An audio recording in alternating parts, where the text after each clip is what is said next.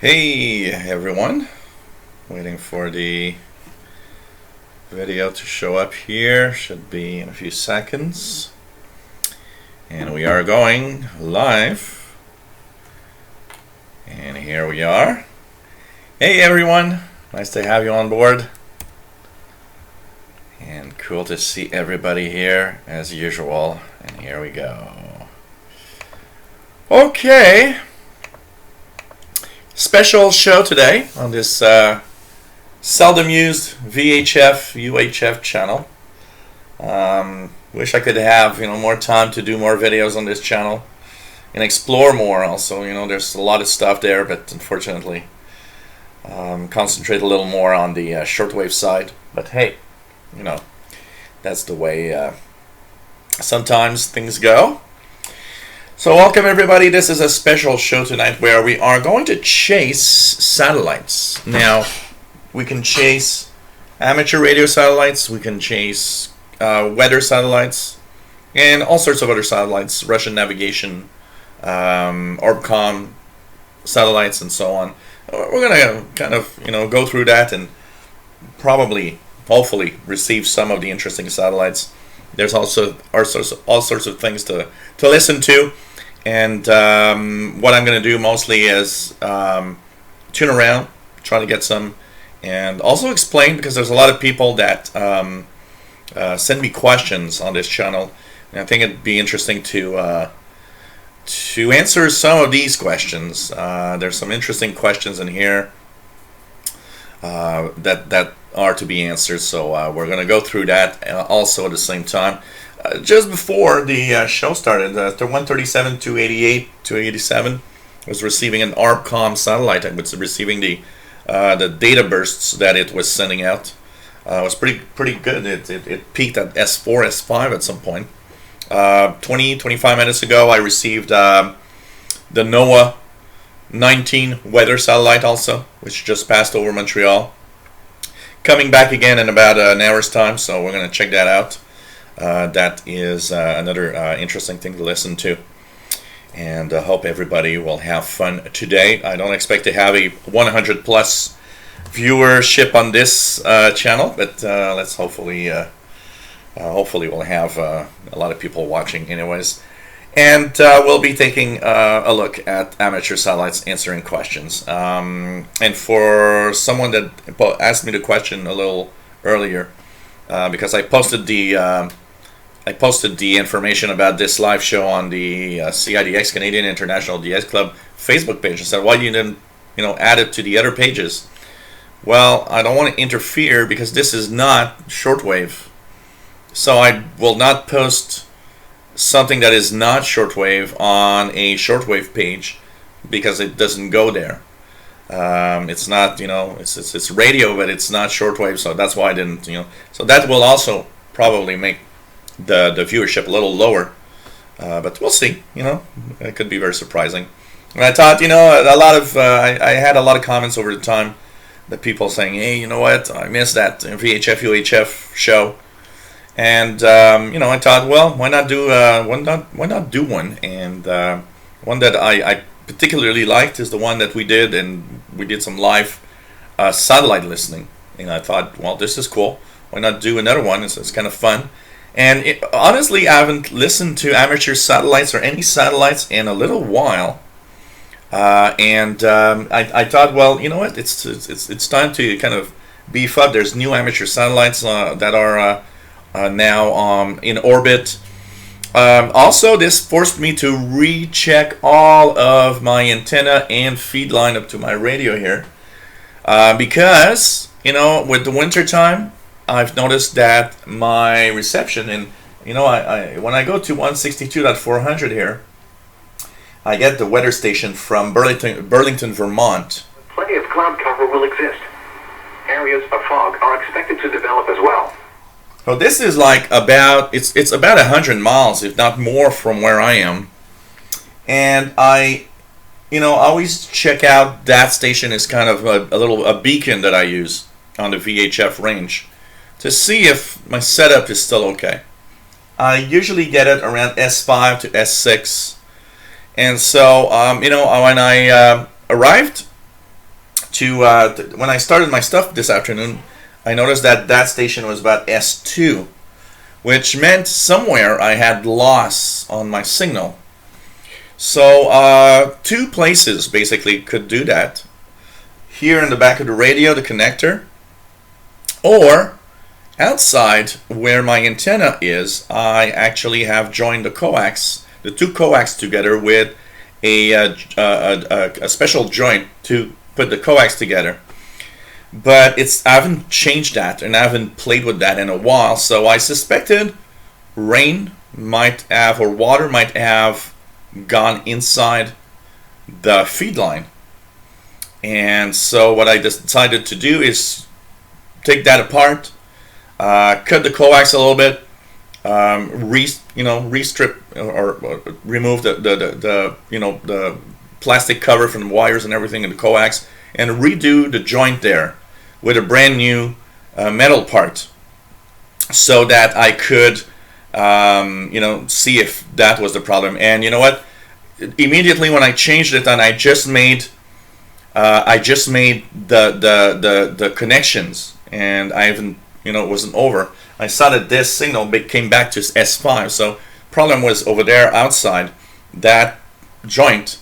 Even though I had put some some covering over it to try to prevent the water from getting in, with time and the weather and the winter time and everything, at some point a little bit of humidity and water probably came in. So by changing it, I'm back to normal, and it seems to be good now. So that's also a good thing, because that means, this show forced me to check my feed line again to make sure that it's set up to par. The only thing that might change is fast load that you guys see in the chat room from time to time has a discount antenna for me. So I might test out the discount and test out my vertical. I'll see what I will do. I will leave only one out. So will I keep my vertical, because right now I got a mobile vertical, and basically will I change that for the discount or keep the mobile? I'll have to do some mobiles, some tests to make sure that to see which one is better, because I will have only one up, so I'll have to use the better one basically. So hey everyone, welcome to this special VHF UHF satellite reception show. Hey there, Cosmic Lettuce, nice to have you here. MDK2, Guy Kesnell, hello there. William Helms, Casey Red Dragon, TOT, watching me on a 60-inch TV with his wife. Wow. Bobby Burgess, hello there. Jeff, KD5QDO, nice to have you here. Luis Arevallo, nice to have you here. AD6UP. PLF in France, hey there. X80Xer, hello there. Keegan, nice to have you here. And so if I miss anybody, just say hello. So, well, the discount antenna that he has is, I'm not sure, but somewhere in the VHF UHF range, I know. I don't know, he didn't have good performance with it, which makes me think I'm going to test it out before I decide what I'm going to do. So I'll probably put it up temporarily, compare the signals that I know. You know what? One of the things that I do actually is go to different frequencies where I hear stuff. Take note throughout the VHF UHF range, from the bottom at 30 megahertz all the way up to gigahertz. Anything I could listen to that I know is there, and it's always like a very fixed, S meter signal here. I will compare my vertical and the discount. So I'll take note of all the signal strength with the S meter. I'll plug in the discount, do the same frequencies again, and compare the S meter strength signals of every frequency and see if there's a difference. Now, there will be a difference because the the positioning will not be the same, and the fact that it's a discount will be different. But you know what? It's very very different, of course, and you know, we'll see if it's good or not. Also, because his performance that he has with it wasn't good, and that's why he took it down. I'll see if, you know, maybe I get better reception. I don't know. We'll see. Also, you know, one of the things that is not helping here, I've got regular RG58 coax, and you know, for shortwave, it's really all right. But for the VHF UHF range, the problem with RG58 is that it's the higher in frequency I go, the more loss I have in that cable. So what happens is that that cable above, I'd say above 8 or 900 megahertz becomes almost useless. Above 1 gigahertz, it's almost zero. And especially because I do have a very long coax. So I'd have to change that for some,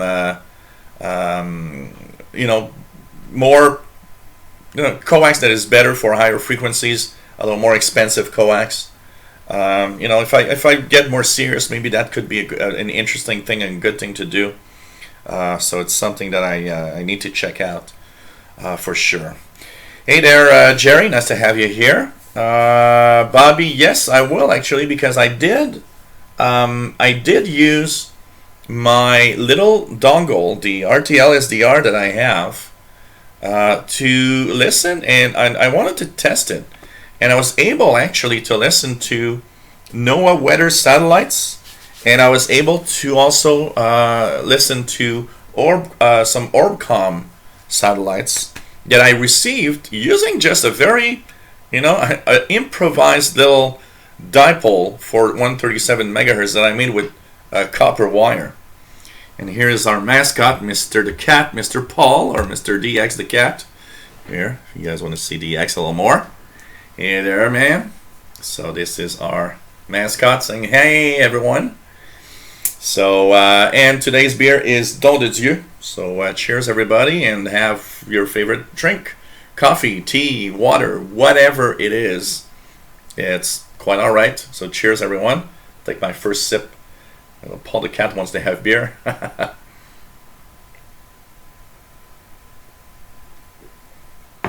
So hey, everyone.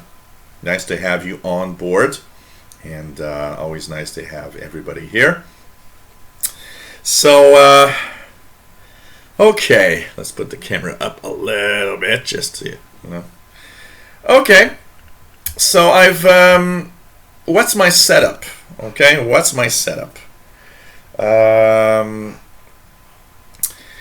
First of all, before I answer a few of the questions, what's my setup? Okay, I've first of all, of course, the ICOM ICR 8500 receiver is on a vertical antenna that is on top of a metal shed here, which is third floor of this apartment building. So it is above. It is above the rooftop. So that's pretty cool. ARF Burns, nice to have you here. Yeah, it's not bad at all of coax, Nick. Of a coax. I'm thinking of coax again. Of a shack. Yeah, not too bad. Not too bad. There could be some nice radios here if I have the money to do it, but not too bad. And welcome aboard, Nick. So this coax about 75 feet goes into the backyard, metal shed on top, which is cool because the vertical antenna I'm using, which is a 30 megahertz to 1300 megahertz rated antenna, also good for transmitting on 2 meters and 70 centimeters for M-band, is a car magnetic antenna that has a magnetic base that you just pop on the top of a car usually.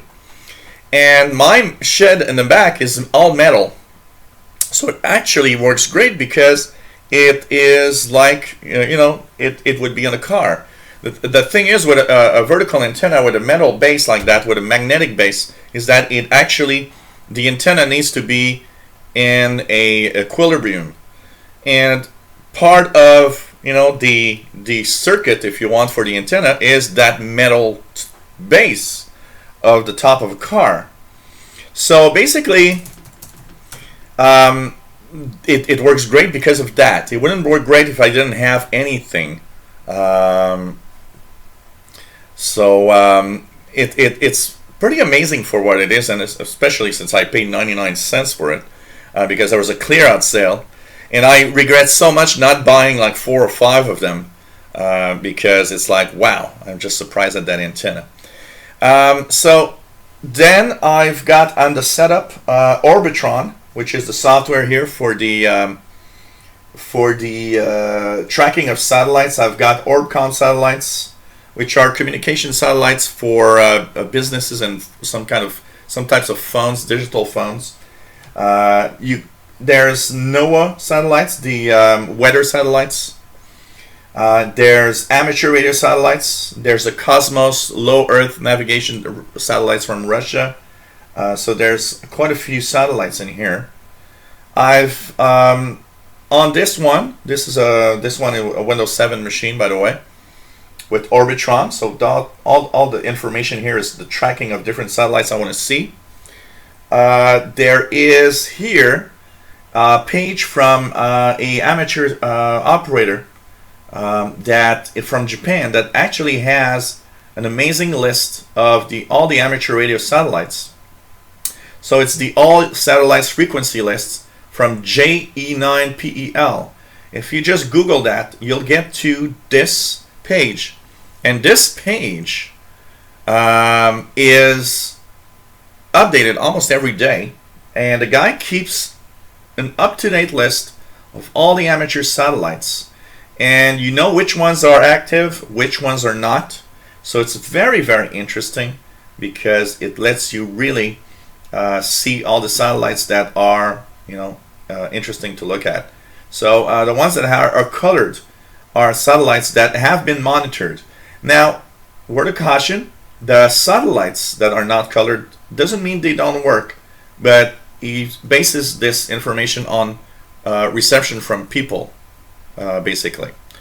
Also, if you want to track, so I've got information about, for example, the NOAA satellites. Right now, 3 NOAA satellites are on, NOAA 15, 18, and 19, and the frequencies that they are operating on.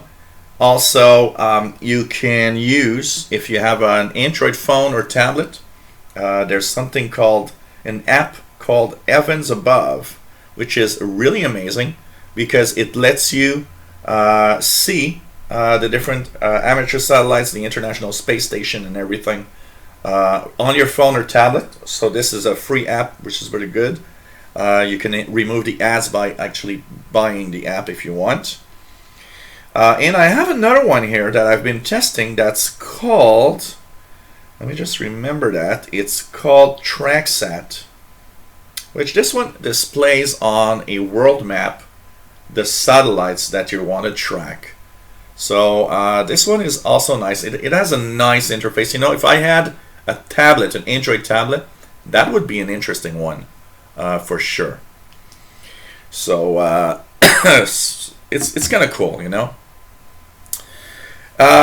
So we're using all of that. We're going around and just checking out.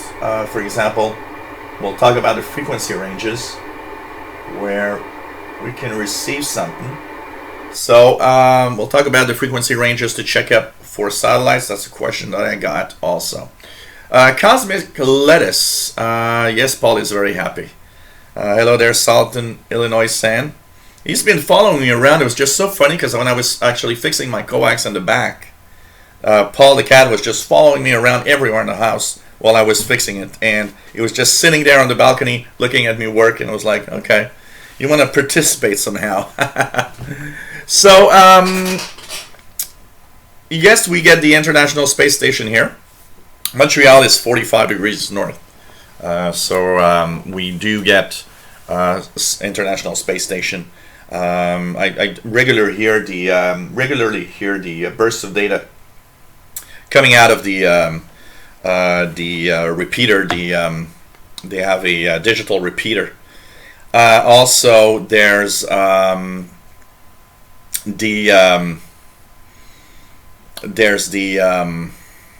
was I about to say? So sometimes there's events like slow scan television stuff that I've received in the past. Actually, there's I think a few videos on this channel, the VHF channel, about that.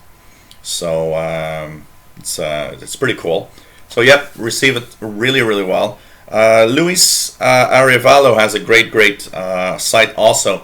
N2yo.com is also a great place to go to. So if we look at this here, let me just check out if we can go here, or I don't know, N2yo. I need to check that out. Let's check that out.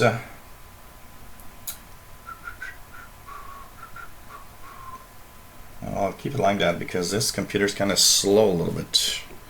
Bonsoir, Mick. Hello there. Nice to have everybody here. And Mick from England.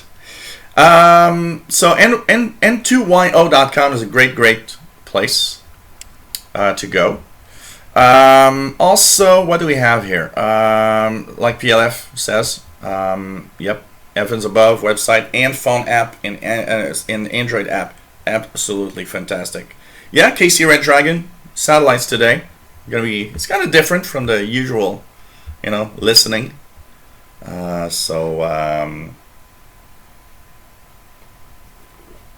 Nice to have everyone on board. I've also taken a printout here of the satellites from, of course, taking that from the Orbitron. So I took out a printout. So for example, there's NOAA 17 in about 10 minutes that we're going to check out if we can hear. It's not very low in the elevation, but we'll be checking that out. There's Orbcom FM's satellites. Those we hear almost 24 hours, almost all the time. I can tell you that.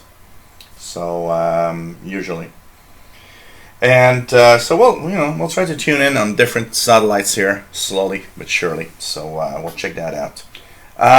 Okay, satellite frequency lists, frequency ranges mostly, where satellites don't actually appear everywhere at random. Usually they appear at some specific frequencies, and there's a lot of satellites are already in frequency ranges that are easy to tune around, so you can check out these tuning around. Yeah, that's the sad thing. MDK2 Evans Above would be nice if they had an iPhone app, and that I do say I don't know why.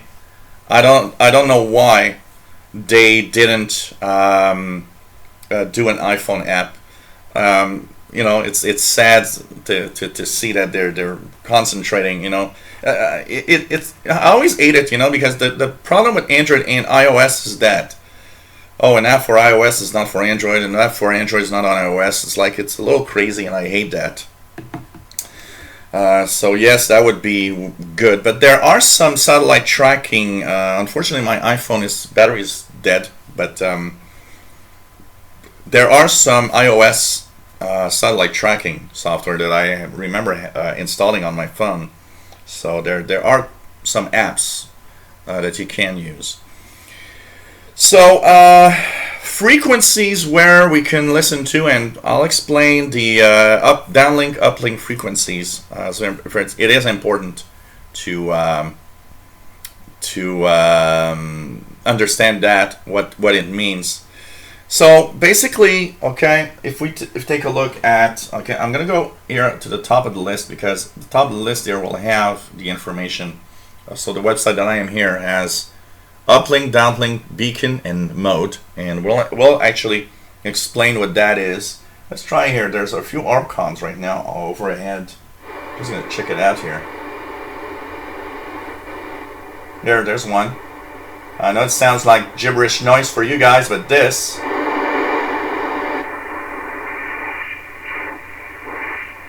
can see here it's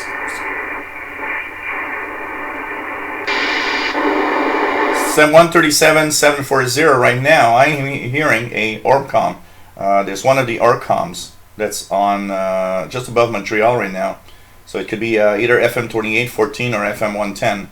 So 137,740, for example, here I'm hearing an Orbcom for on my ICOM. So frequencies to tune around, just to understand.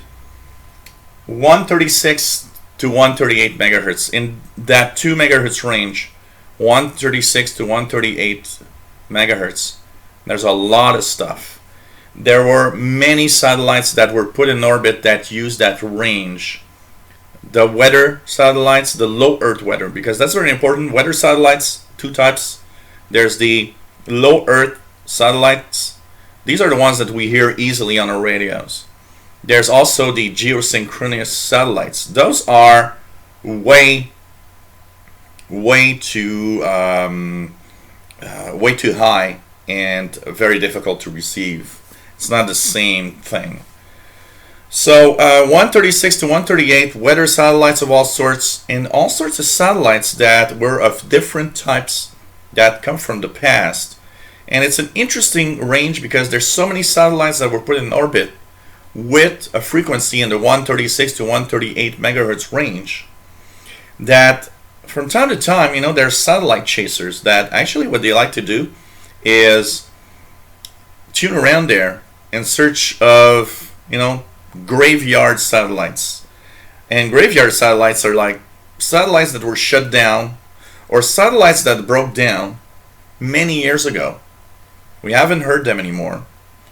And suddenly, out of the blue, a satellite pops up and you hear the signal. And some people have a hobby of basically tuning around, listening, trying to figure out what could this be transmitting on that frequency. And it's really like a detective search. An example, the Tyros N, T-I-R-O-S N satellite. This is a satellite that was put up in the 60s. And that thing regularly, for no reason, starts transmitting again on 136, 100, I believe. If I'm not mistaken, I will not, put my hand on the fire for that frequency, but I think that was the one. I know it's in 136 megahertz though. And so, NOAA 9, NOAA 9 is a satellite that was decommissioned many years ago. But sometimes it spurs back to life unexpectedly. And actually has been interfering with the regular working NOAA satellites from time to time. So it's kind of, interesting. So 136 to 138 megahertz is a place for the frequencies for weather satellites and all sorts of interesting things. There's the Orbcom satellites. There's a big constellation of Orbcoms. There's almost always one or two above almost any place on Earth at any given time. There's more than 100 satellites of the Orbcom that are in orbit. So there's almost always something above. If I look at my Orbitron here, I can see that Orbcoms are not far. There's on to the east of me, and also to the west of me. Orbcoms are here. So it's kind of interesting to see that. Let's check it out here. There's NOAA 17 coming up. It's already here. So let's check out if I hear NOAA 17. I believe it was still on. So no, it's not on. NOAA 17 is off. So it's one that we cannot hear. We'll still try it. I believe it's for example here, I've got another Orbcom, very strong one, S4, 137,285. So these are Orbcoms that are here. So NOAA 17 is not broadcasting right now. So I can get it. The three NOAAs that are broadcasting are NOAA 15, 18, and 19. So unfortunately, NOAA 17 is not a satellite we can listen to. So there's all sorts of little things here. Okay, what other range do we have satellites that are of interest? So we know 136 to 138. There are satellites in the 149, 900 to 150.100. There's a very small 200 kilohertz space there, around 150 megahertz. This one has mostly Russian low Earth navigation satellites. What they send out, it sounds like radio teletype, but it's in reality some telemetry directed for. It's kind of the really old GPS system, if you want. So basically, you still hear some of these satellites that are in orbit that work around 150 megahertz. And the amateur satellites are in the amateur bands, usually in the lower part of the 145 megahertz in the 2-meter band. So 145 megahertz is that place where you'll hear most of them. And there's a lot of stuff there. There's FM mode repeaters. There's single sideband voice that I love listening to, by the way. I believe it's Amateur Oscar 73. That is amazing. Every time it passes by, you hear some contacts through the satellite in the lower part of 145 megahertz. So it's really, really interesting to check that out. And also in the 440 megahertz range for the amateur satellites, more like the upper 430, like 436, 37, 38 megahertz downlinks for many amateur satellites. Yep, there's a Russian Meteor M2 WeatherSat, also KC Red Dragon, that is operating on that frequency, and it says here 137.900. It's on good. So Meteor MN2 137.900, it's on. And there's also lower part of 400 megahertz, some of the Russian lower navigation, and also some ARBCOMs are just at 400 megahertz, just above there, to be received. Now, what mode do you receive these satellites? You know what? A lot of them are received in plain FM mode. And a lot of them will be received with a plain, a plain scanner like this. A lot of them will be received with just a little thing like this. So that's one thing that you got to understand. You don't need that fancy equipment like this to get everything. Of course, what this is going to do is that this will give me upper-lower sideband, or I'll be using, of course, my my ICOM ICR20, the little portable there, to do the reception of, upper-lower sideband. So, of course, if you have that, it adds to the number of satellites you can listen to and decode and listen to what is available.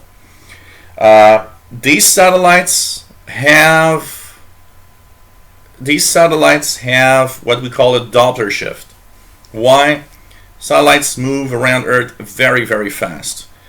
In the same manner that if you listen to an ambulance, now today's ambulances have different noises or sirens that you don't really hear the Doppler shift anymore. But in the old time of wah, wah, wah, wah, you could hear when the ambulance would come towards you, and when it was going away from you, that the tone shifted. That's what we call is Doppler. Is that the speed, so the wave, has a certain distance. That's what makes the frequency. So when the wave has that distance, that specific distance, when the satellite moves towards you, it compresses the wave because it's coming at you so fast that it actually squeezes the wave slightly.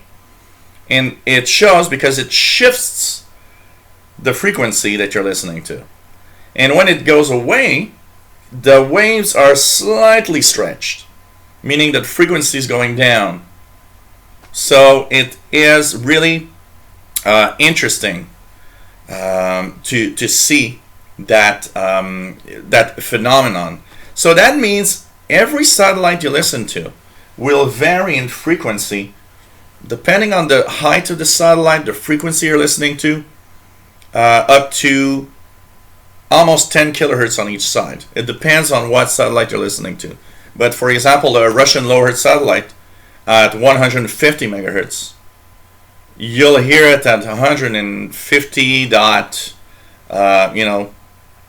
300, and or even more, and it really shifts a lot. So plus or minus 5 to 10 kilohertz depends on the satellite, the frequency you're on, and its height. It's just amazing, basically. And you know what? Now I'm not set up because I reformatted here, and I've got a bad serial adapter. But for a long time, I had this with a serial adapter connected to the back of my ICOM. So when a satellite would come in, I would actually start Am Radio Deluxe, which could control my receiver, and with the satellite tracking software that comes with it, it was easy to just let the radio do the Doppler shift by itself. So the program would calculate how many how many hertz or kilohertz you need to be off to be on smack on target with the satellite. So you got to play with that a little bit. You'll often hear the satellite just 5 kilohertz higher. When it approaches, then you'll have the satellite smack on frequency when it's overhead, and then it will be up to 5 kilohertz lower when it moves away from you. So a train whistle is a great example. Andrew Foreman, welcome aboard. I didn't think about the train, but yep, train whistle, exactly. Same phenomenon. It's Doppler shift. So it compresses the wave as it's coming, and it expands the wave slightly as it's going away. And in the speed that the satellites are going through, well, it actually has an effect even on the radio frequency wave, which is amazing when you just think about it. So that's something that's to understand for sure. Like AC Red Dragon said a little earlier, there are some satellites that are dead. Some will turn on right away when there's sunlight. There's all sorts of things that can go, that can turn on or off. There's a lot of things. Some are defective, and suddenly the electronics come back to life for some reason. All sorts of things can happen. AMSAT is the Amateur Radio Satellite Group. So it's the part of the ARRL, if you want, that is specialized in amateur satellites. And they actually are the group that will try to fund putting in orbit satellites. Sometimes they get a free ride out of rockets. Sometimes they have to pay a slight fee for the payload to be there, and it's very interesting, and it's of course another branch of the amateur radio service, if you want. As for what is downlink and uplink frequencies, and here's the thing: when you are an amateur radio operator, you will use amateur radio satellites. That means you, as an amateur radio operator, can communicate with the satellite. It's part of the experiment. It's part of what you will do. So most satellites are split frequency. So they have a frequency for downlink and a frequency for the uplink. So that means, for example, let's just, for the fun of it, take Amateur Oscar 7, which is one that is operating right now. Here it says there's a uplink of 145.850 to 145.950.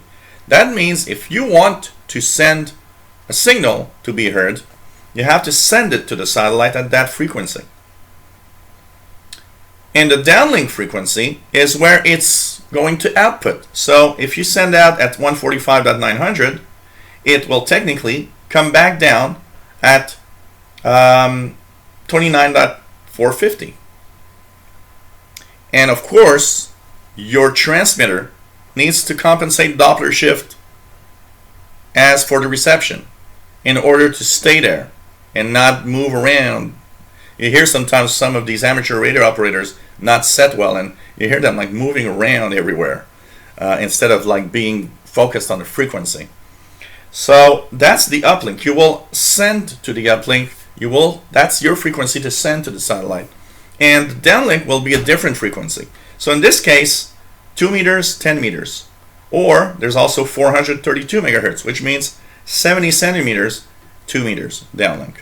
There's often a split of two different frequency bands of the amateur bands to avoid interference. Okay, because if the downlink would be at the same frequency as the uplink, not only would it interfere with everything, but it would interfere with the satellite itself because it is also listening there.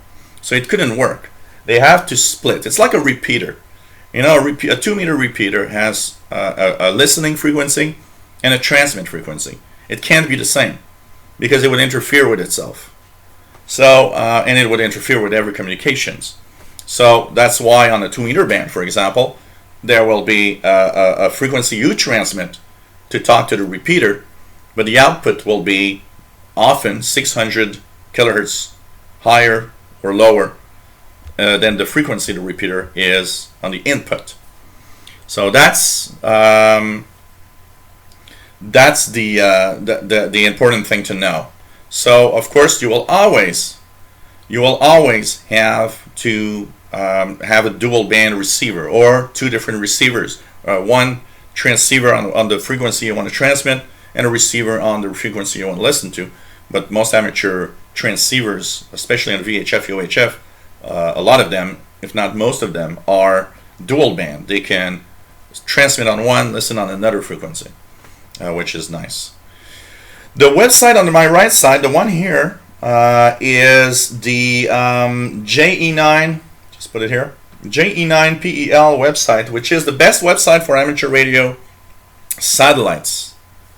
So it's all satellite frequency list. It's updated every day. See the last update here, May 26th. It's updated almost every day. The guy has a list in Word format, in Excel format, in comma separated value format for software, for example, that you might want the frequency lists. And if you just go down the page, you will see all the satellites. The ones that are colored are the ones that are actually active. So for example, Jerry says A07 on 145.978 CW. I don't know if you're hearing it, but A027 here is stated that it's not active right now. So I don't know if are you hearing it, Jerry? Just by a chance, you know, because you can't dig this for cache. It does happen that this says not active on one frequency, but it actually is. So you know, you got to be careful with that also. And of course, here is Orbitron with all the different satellites. So for example, if I look here, what is coming towards us that could be interesting? I'll try to check that out here. Okay, NOAA 19 is coming up, and that one will be listening to. If I look at my list that I actually did here, let's just check it out. Any interesting satellites? 1643.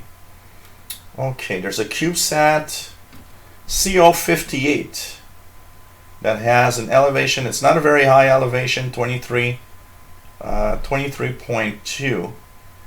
But we'll try that. 23.2 at 4717. So CO58, what you can hear, what I hear is a beacon, a CW beacon. Now we'll try to have, okay, CO58 beacon is on 437.465. So let's tune 437.465. I'll put myself in CW mode and we will tune around a little. We should at some point maybe hear something. So I'll just keep a listen here with my left ear, and we might hear actually hear a CW beacon. So let's check it out here. Let me check AO27 where it is. So you see here AO27. AO27, let's add it to the list. Yep, it's in the north part of, it's barely making it. I'm just going to try it for the fun of it, but I don't think I can hear it.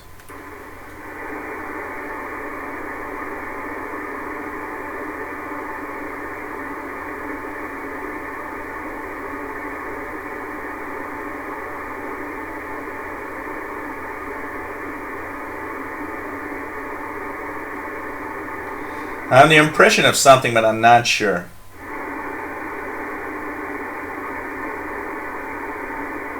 Not sure. So let's go back to 437.465 and keep an eye or an ear for CO6 CO. What was it? CO58. So this is CubeSat CO58. This one is a beacon that you can hear, but sometimes it will have modes like AFSK. It has an onboard 1200 baud connection, so you can also, there's data coming out of it from time to time. The only thing I've ever heard from CO58, honestly, is the CW or Morse code beacon, for sure. So, hey, Brett Wayne, nice to have you on board KC2NXP. And we are on the amateur radio satellites thing. Interesting, the chat is so weird. It's coming in waves. It's like I get like 20 comments, and then I have nothing for like, I don't know, for a little while. Oh, here it goes. I don't know if you guys can hear it, but there's Morse code here.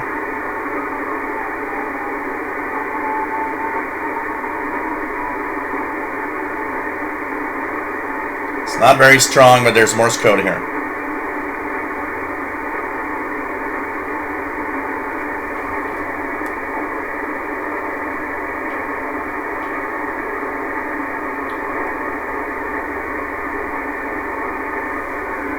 Sometimes very difficult to find it in the noise.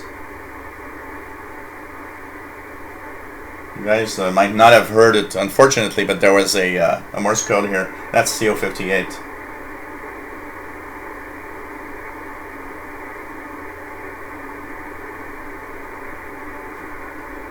That's moving up. Here we go.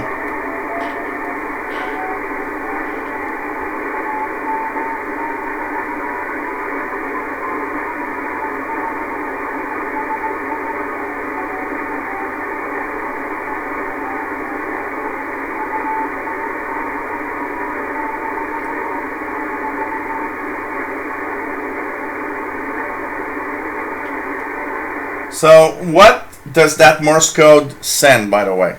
Okay, because, okay, I don't know if you guys heard it, but there was a Morse code signal here on this CO58. CO58 satellite. Now, the Morse code of most beacons, you know, because the satellite, often amateur satellites have uplink, downlink frequencies, but they have what's called a beacon, which is often in Morse code. And the beacon will send anywhere from just the identification, the call letters, if you want, of the satellite itself. But a lot of them actually also send out telemetry. So if you actually take down all the information that the Morse code sent out, what's cool is that you can, when you go to the website of that group that made that satellite, they often have the information of what it means. Often it has, you know, call letters for the identification of what satellite it was. You will have temperature, for example, battery temperature, temperature of the internal circuitry. You'll have battery voltage. So it's going to tell you, or solar panel voltage to tell you, you know, if the satellite's healthy or not.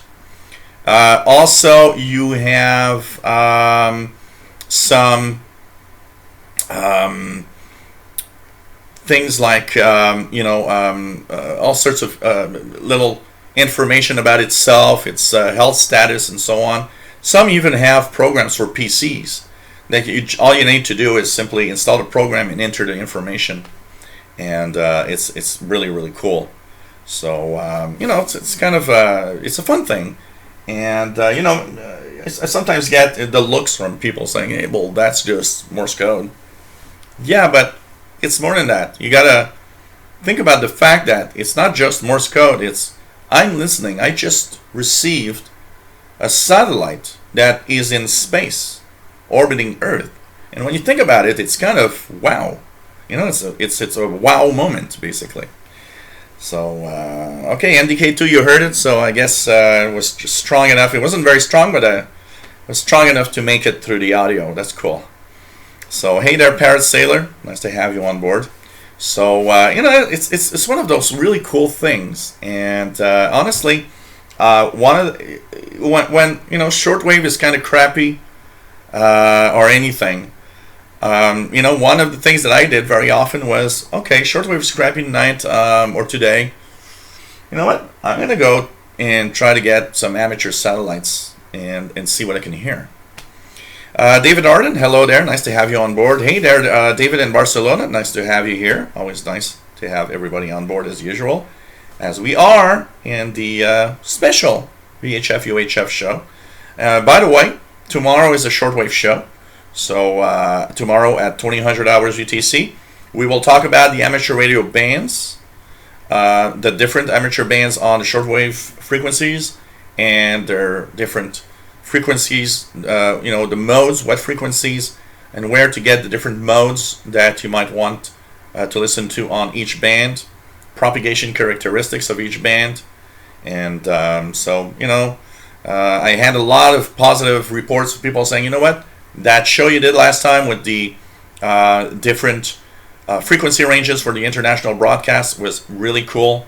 I learned a lot. I didn't know that there were specific places to listen to, and for the new listener, it's always you know, or the newbie, it's always something that you need to know. And so tomorrow is the shortwave show. So hope everybody is going to have a lot of fun and be here. So nice to have everybody on board as usual. Before we continue on, I don't want to annoy too much with that, but you can help with donations if you can. Helps me a lot. It is something that is now essential for me to be able to continue doing all of what I do. So I want to thank you, everybody. To answer a question, because somebody asked me in the by email, do you have to pay YouTube to put videos on YouTube? No, I don't have to pay YouTube. YouTube is a free service. But the fact that I, you know, take a lot of time preparing these shows, and also, you know, got to pay the internet bill. You know, it's $100 a month just for the internet here, to get enough, you know, speed to have a good, you know, output for everything, and you know, preparing for everything, doing the YouTube videos, everything, you know, helps me a lot. So Yahoo email that I just posted on the chat, if you can spare even just $1, you know, it helps me a lot. I want to thank everybody that you know, helped me out. So you can send a PayPal donation to the Yahoo email that you see on the chat. Thanks everybody that have donated, by the way. A lot of you have donated, and it's very, very nice. If you've never donated and you watch my shows and love what I do regularly, why not think about it? It does help me a lot. Okay. What about, what's the rest of us? Okay, Dave Toth, nice to have you on board from Niagara. Cool, pretty cool. Parrot Sailor is wants to he wants to get one of those cool arrow antennas for sat work. Cool, why not? You know, amateur satellites is something pretty cool, and so it's very, very nice. So yeah, that's what I said. PLF on the GE9PEL, the ones that are colored lines, means that the satellite is functional. It means that that satellite was received, and he knows that that satellite is working and transmitting right now. So I'm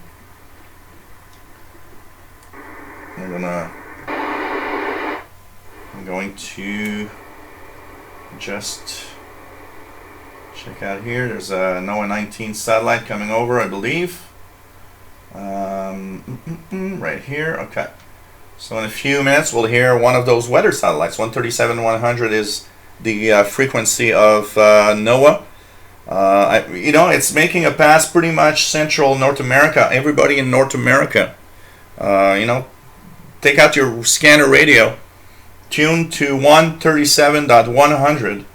In a few minutes, you guys will all hear this satellite passing. It usually has a very good signal, and you'll be able to hear the ping, ping, ping sound that it has, this high-pitched tone in FM mode. So even a regular scanner will give you the reception of that. And I'll prove it by actually tuning it here. So let's tune program 137. Oops, enter. So program 137.100, enter. I'll remove the squelch, and you will be able to hear it here too, probably. So you're gonna see with a different you know, strength, but you will be able to. So no problem, Dave taught. Have a good supper. So it's like I said, PLF. It's okay, red color, but the violet color. Where do you see? Wait, I'm just gonna go back to the JE9 thing. Okay, I have the red color, kind of yellow orange color. Oh, okay, the purple color here. That purple color is, let me just check out here. Yeah, actually, it's the first time I see purple color on that one. Okay, what is the info about that? Interesting. So expressed, right? Yeah. Let me just check it out here. Trying to find out what it means. I just noticed that purple color. So and it's very specific to a group of amateur satellites, which are all linked basically in the same by the same group. So I'm not sure exactly what the purple means. That's interesting. Or maybe it means something different. I don't know. Really good question there, I gotta say. I'm not sure exactly what it means in this case. So I just pushed the like button. Yeah, no problem. Why don't you all push that like button? Always nice to have the compensate for the couple of idiots that always put the I don't like button, you know, the thumbs down. Any ISS today, here, if I look at the International Space Station passes, right now they're not, Europe, you guys in Europe are going to get a pass in about, 20 minutes time, 25 minutes time. Passes are over Europe and Asia right now. No passes on North America right now, but later tonight, the International Space Station is going to have North American passes because each pass is a little further west. So in a couple of hours, some International Space Station passes will be over North America. So tonight there's going to be some International Space Station. I don't know if we'll have the time to hear any, but we'll see. David says, some days ago a Chinese CubeSat, LilacSat-1, was released from the ISS. It's the first sat with an FM to digital voice repeater and also has a camera which can operate FRM, the ground by license. Oh, this is nice, from the ground by license EM. Oh, pretty cool. Pretty cool. So, yeah, the ISS, the International Space Station, even if you're not listening, is a beautiful site, by the way. it is really a very bright star that goes through the sky, and it's just magnificent and beautiful to watch. Even in a big city, it's easy to see. Last year, I had a fantastic moment where I actually was looking at a fireworks display, and suddenly noticed that the International Space Station was crossing where the fireworks were, and I was like, I was suddenly hearing a lady next to me saying, "Hey, look at that star, really bright star that's moving." So her husband says, "Well, that's a plane." And I looked at her and said, "No, it's not a plane. This is the International Space Station in orbit that's crossing over Montreal right now."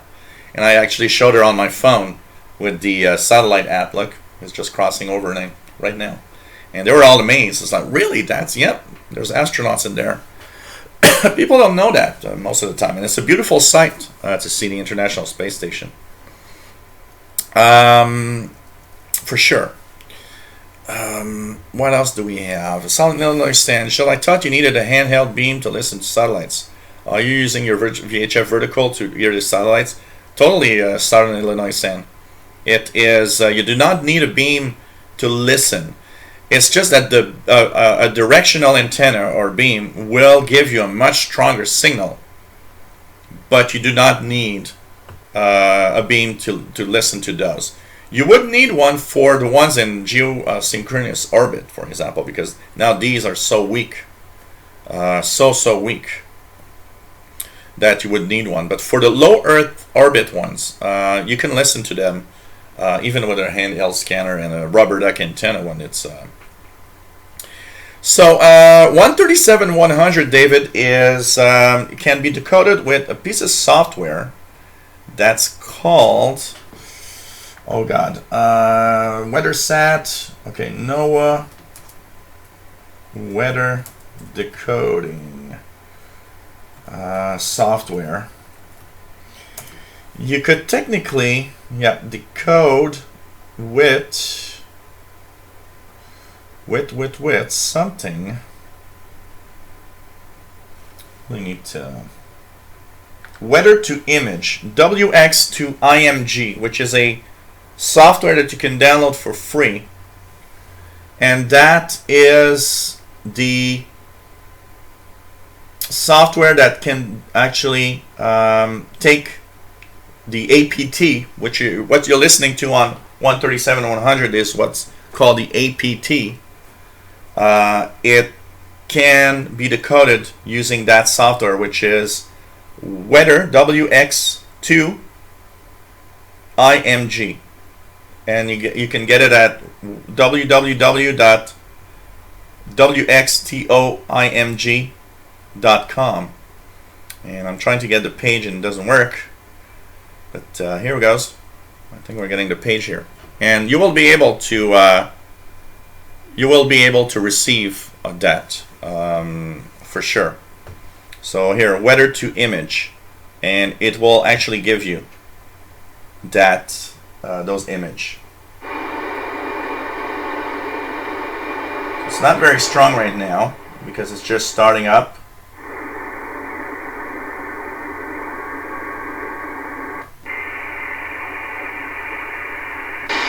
But you will soon hear.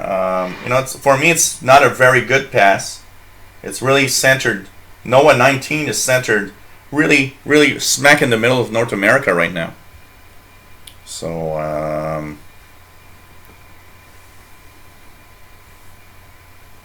I can hear David.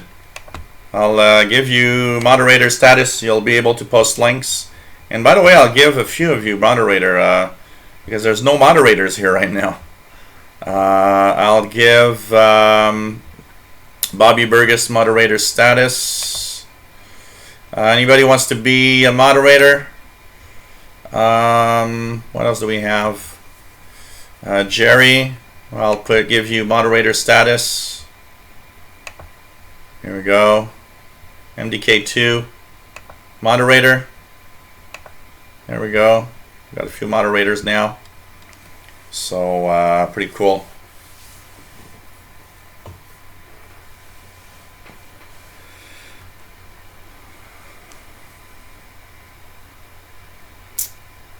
So it's kind of cool. Let me just check if everything is right here.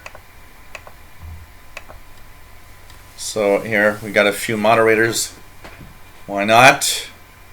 And now, David, you'll be able to put links, by the way. So that's pretty cool. And as Cosmic Let is saying, currently 5 people living on the ISS. Pretty cool. Jeff KD5 QDO. Congratulations. Hey. Adding you moderator also, Jeff. Regular here, so why not, you know. It's very surprising, Southern Illinois Sun, I can tell you that. There are some idiots from time to time that show up. Yeah, it's well, you know, I was looking at the. It's funny because you know I have a different perspective of what it looks like here, because of course I have this big spotlight right there smacking my face. So for me, it's not very cozy. It's more like aggressive. But the feel on the feed when I look at the image here does give a feel of like a warm, you know, home glow with a lamp and everything, and it does look nice actually. But I've got, you know, a gazillion watt spot right there in my face just to make sure I've got enough lighting on everything. So it has a different feel here. It's the behind the scenes feel here. So and you know, also purpose of posting hyperlinks is for some people. And here we go. Okay. But you know, some of you have links and you want to share or stuff like that. So if you guys want to share some links, it's cool for that. So yes, I did discuss Doppler shifting, Cosmic Lettuce, earlier, which is really, you know, the effect. So here is it's not very strong here, but this is the ping ping from the NOAA 19 weather satellite.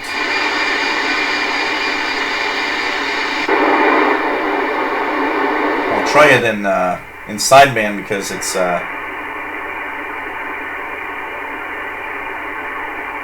very weak. You know, that pass is far from me, so it's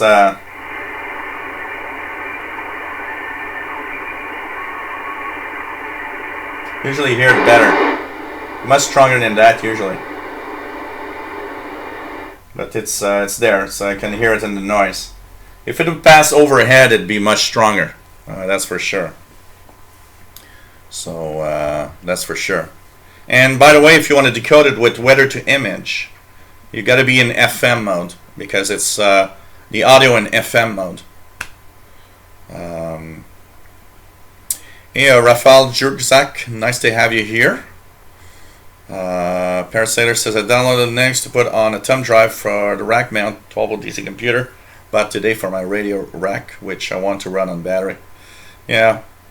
So, can we transmit on these amateur sats? Yes, if you're an amateur radio operator, these satellites are meant for you to, you know, they're like for the most part, often they are like a repeater in the sky.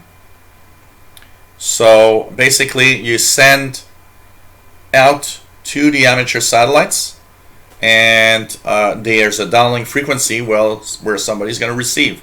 Now, depending on the satellite, because satellites have different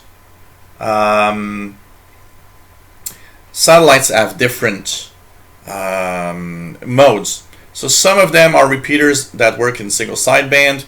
Some of them are digital mode. Some are like bulletin board systems that exchange messages. There's all sorts of things there. So it's you know, kind of cool. So yeah, you can, as an amateur radio operator, you know, talk with these satellites. So it's really kind of cool.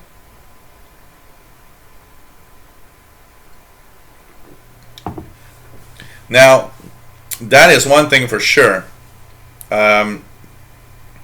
You need an amateur's license to you need an amateur license to use amateur radio satellites. There's no doubt about that. It is an amateur service, but you do need more specialized. Listening is the easy part. The hardest part is the transmit, because now you'll need more directional antennas. You will need also to compensate the Doppler shift. So your transmitted signal needs to shift as the Doppler shift goes in order for everything to stay correct. Hey, Fastlow, nice to have you on board. So it's all dependent on what you want to use as a mode, but it is a little more complex to use the fact that you will, of course, transmit and receive on these amateur bands. So let's see here. I'm going to check out anything else coming. There's a lot of Cosmos. There's a lot of Orbcoms. There's a Cosmos, very, very low Cosmos. What do we have here? Let me check that out. We have, let's check out, there's some more Orbcoms. Let's check out if I hear Orbcoms.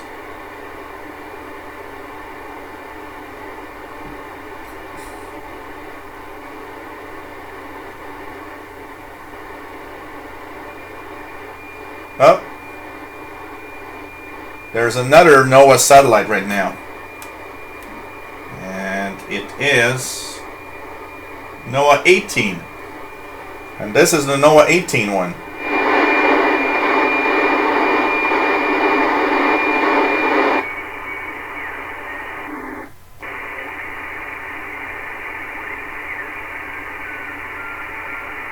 So that is the NOAA 18 satellite right now. This one is just below the Greenland. It's in the Atlantic Ocean, just below Greenland right now. So it's quite far away. Barely making it. The bubble of signal here is Montreal's inside it, but I'm at the edge. So this is NOAA 18, and it's on 137.9125 technically center frequency.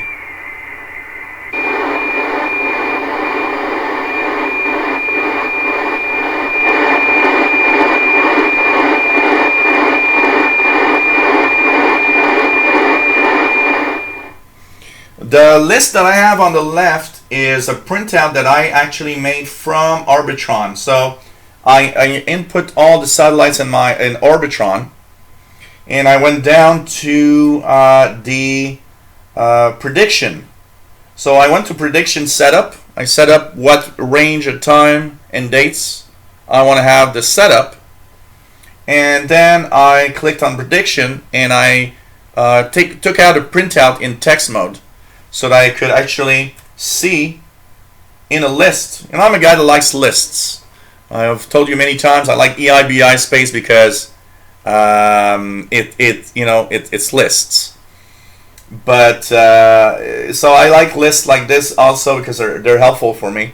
So that's a printout coming from the software. So Arbitron is a very, very nice piece of software for tracking satellites. By the way, it's one of my favorites. Basically, it's really one of my favorites for PC. It hasn't been updated in a long time, but it still works, and it works up to Windows 10.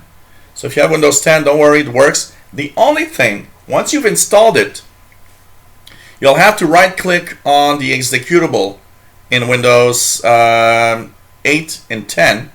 You'll have to right-click, and you'll have to basically give it administrative rights, or else the satellite list will never update itself. 137.910. Pretty strong now. 137.910.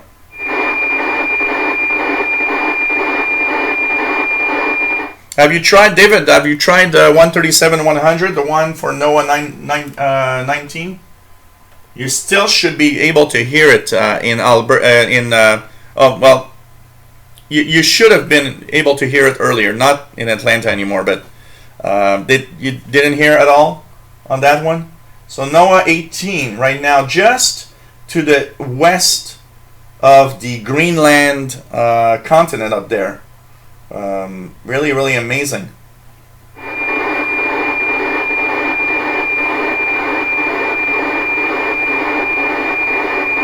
And of course, there's the Doppler shift, so it's going down in frequency as it's moving away. But this one we hear it well. So that's NOAA 19, and like I said, with the weather to image, you would be able to decode the. So you got, oh cool, David, you got the at least you got the other one. That one is out of range for Atlanta because the lower part is now just barely making its southern across. It's almost across the border from U.S. Canada right now. So below the U.S. border right now, you guys can't hear it anymore. The one that I'm listening to right now, it's almost gone also from here in Montreal. So where's Meteor M2? That's what I'm checking out. You know what? I'm trying to find it here. I should have it in here. And it must have another name because I'm trying to find it. And I can't find Meteor in here. And I'm very, very intrigued by that. So what we'll do, we'll try to track it using, let me just check this for a second. We're going to go to the Meteor. I hate this page. It goes to Yahoo by default, and I need to change that. Just need to check this out. It's very slow. There's like a bad connection on this computer. Very, very slow. Trying to find something. This is the worst shit for that. Meteor M2 satellite. Let's check that out here. Meteor M2 satellite. Very slow. So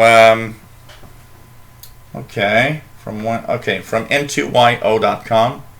Let's check it out here. Let's track it out. Okay, track it. m2yo.com is going to track it. We're going to see where it is. We're going to see where it is here. Please don't ask for Flash Player. It's not installed on this Linux machine. Okay. So Meteor M2, which is the Russian weather satellite. And here we go. Man, that computer is so slow. There's something wrong with this computer. It's running Linux Mint right now, and it's not working well.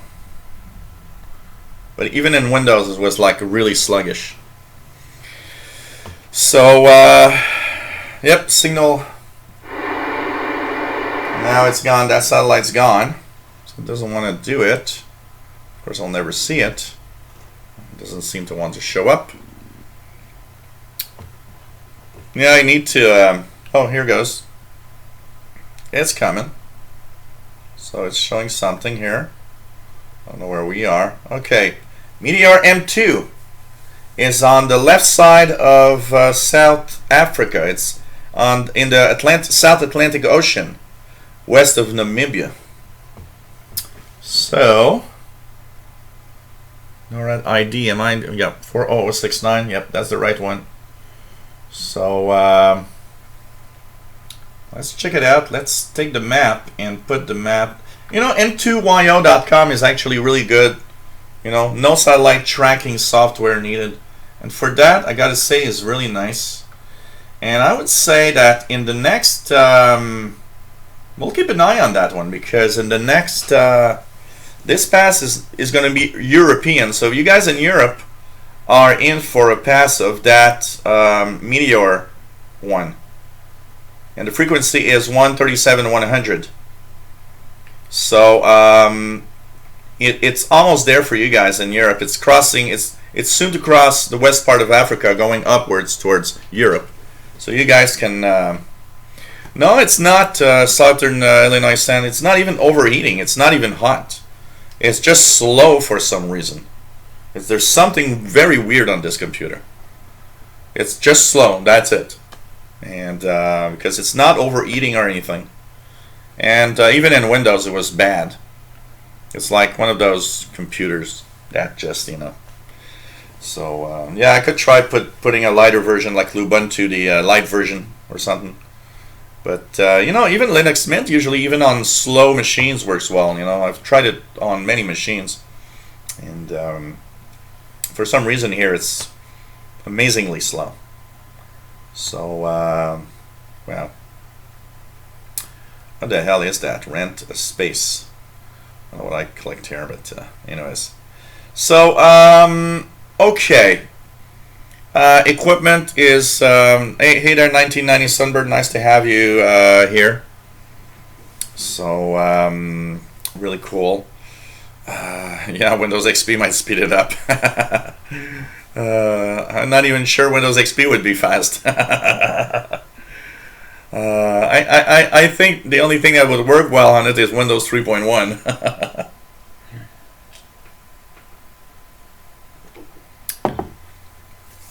So no, from what I know, it's the only one that is transmitting. The Meteor sat here. So really, the only thing. Let's check it out. There's a Cosmos satellite right now. Let's check out the 150 megahertz range if I hear one of those Cosmos satellites.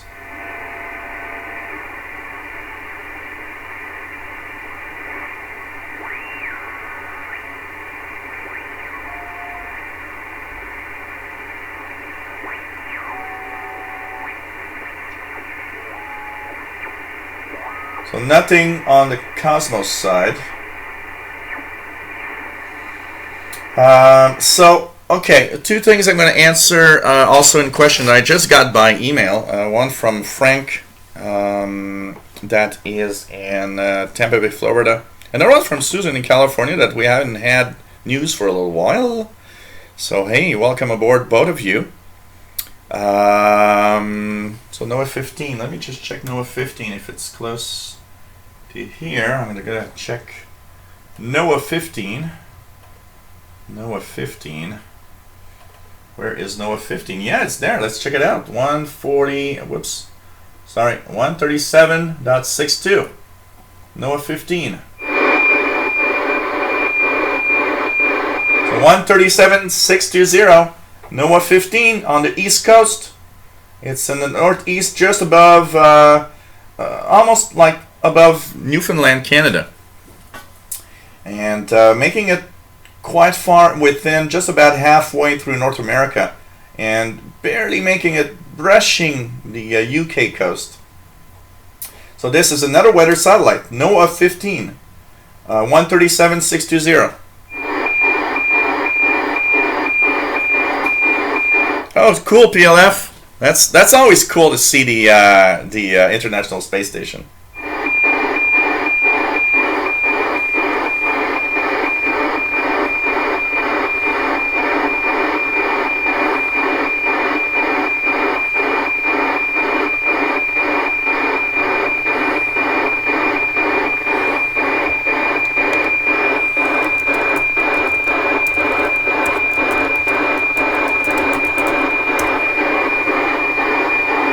So this is NOAA 15. This is another weather satellite. It's another weather satellite from the National Oceanic Atmospheric Administration in the United States. Low Earth orbit satellite. One of the three working satellites. Only 3 satellites are working right now. So this is one of the 3 ones. NOAA 15. So the 3 ones that work right now are NOAA 15, NOAA 18, NOAA 19. Southern Illinois Sand, I just posted spaceweather.com, which is a very, very good website to keep track of every event that is happening with space, plus gives you the added bonus of telling you all sorts of information that's useful for radio enthusiasts like solar activity. So space weather, every time there's a meteor shower coming up, You immediately have the information. And of course, if you just Google meteor showers through the year, it works well. Sky and Telescope is another great website. Sky and Telescope. For years, I've been many years. I had I would be subscribe. I would subscribe to the Sky and Telescope magazine. One of the best, basically in astronomy. It's better than, for me. It's better than the astronomy magazine. Sky and Telescope is more oriented to the scientific guy that loves astronomy and knows a lot about it, or at least a good amount of it. Where astronomy, the magazine, is more like a general public magazine. Even though they have serious articles, I find it more general astronomy magazine. But these are so expensive. You know, I remember buying the Sky and Telescope magazine when I was 14 years old, and it would cost me, I believe, $1.95 here in Canada. $1.95. And today, Sky and Telescope in Canada is like almost $10. It's just dreadfully expensive today. Amazing. So, yeah, Space Weather, Sky Telescope, two great websites, I can tell you that. So, it's really cool. So, it's always fun anyways. I'll have to see, here, Casey Red Dragon. I've seen you a few times. I will add you as a moderator. And by the way, I add moderators, people that I trust and that I see regularly. So if you want to be one someday, just build your trust. Build your trust. What? Okay. Oh yeah, this is the clock here. The clock is universal time. It's because everything in shortwave radio and in radio in general is universal time. That's the time zone. It's not my time zone because I'm located in Montreal, Quebec, Canada. Here it's 5:27 p.m. But that's universal time. That you got here, for sure. Hello, Sunbird 1990. Nice to have you on board. For the SDR side, because some of you have asked, the SDR side, how does it work with the with satellite tracking? I've been able to receive these satellites, and particularly this one, NOAA 15, with a very cheap $10 RTL SDR dongle. And I had built a small dipole, kind of portable, if you want, that I built just for the fun with copper wire. And I was able to receive NOAA 15, some ORBCOMMs, so it's possible to do. It's possible to do satellite listening. What does it look like on the display? It depends on the satellite you're listening to. For example, ORBCOMM is a big, large blob of noise, if you want, because of the digital hash that it sends out. But you notice that it shifts on the Doppler slowly, so you know it's a satellite. The NOAA has a different, because of the sounds, has a very different look on the SDR waterfall also, because of its typical audio download. Amateur satellites will look like regular, if you have an SDR on shortwave and you're listening to the 20 meter band, you'll see typical signals like, upper sideband signals, stuff like that, depending on the satellite you're listening to. What's the hardest part with these cheap dongles is to really get it up to par, just to get the sensitivity you need to listen to it without pushing it too far and overloading the SDR, and that's the biggest problem. So, that's the biggest problem.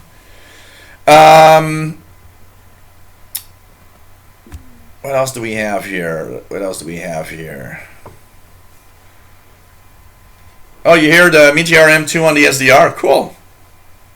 Casey Red Dragon.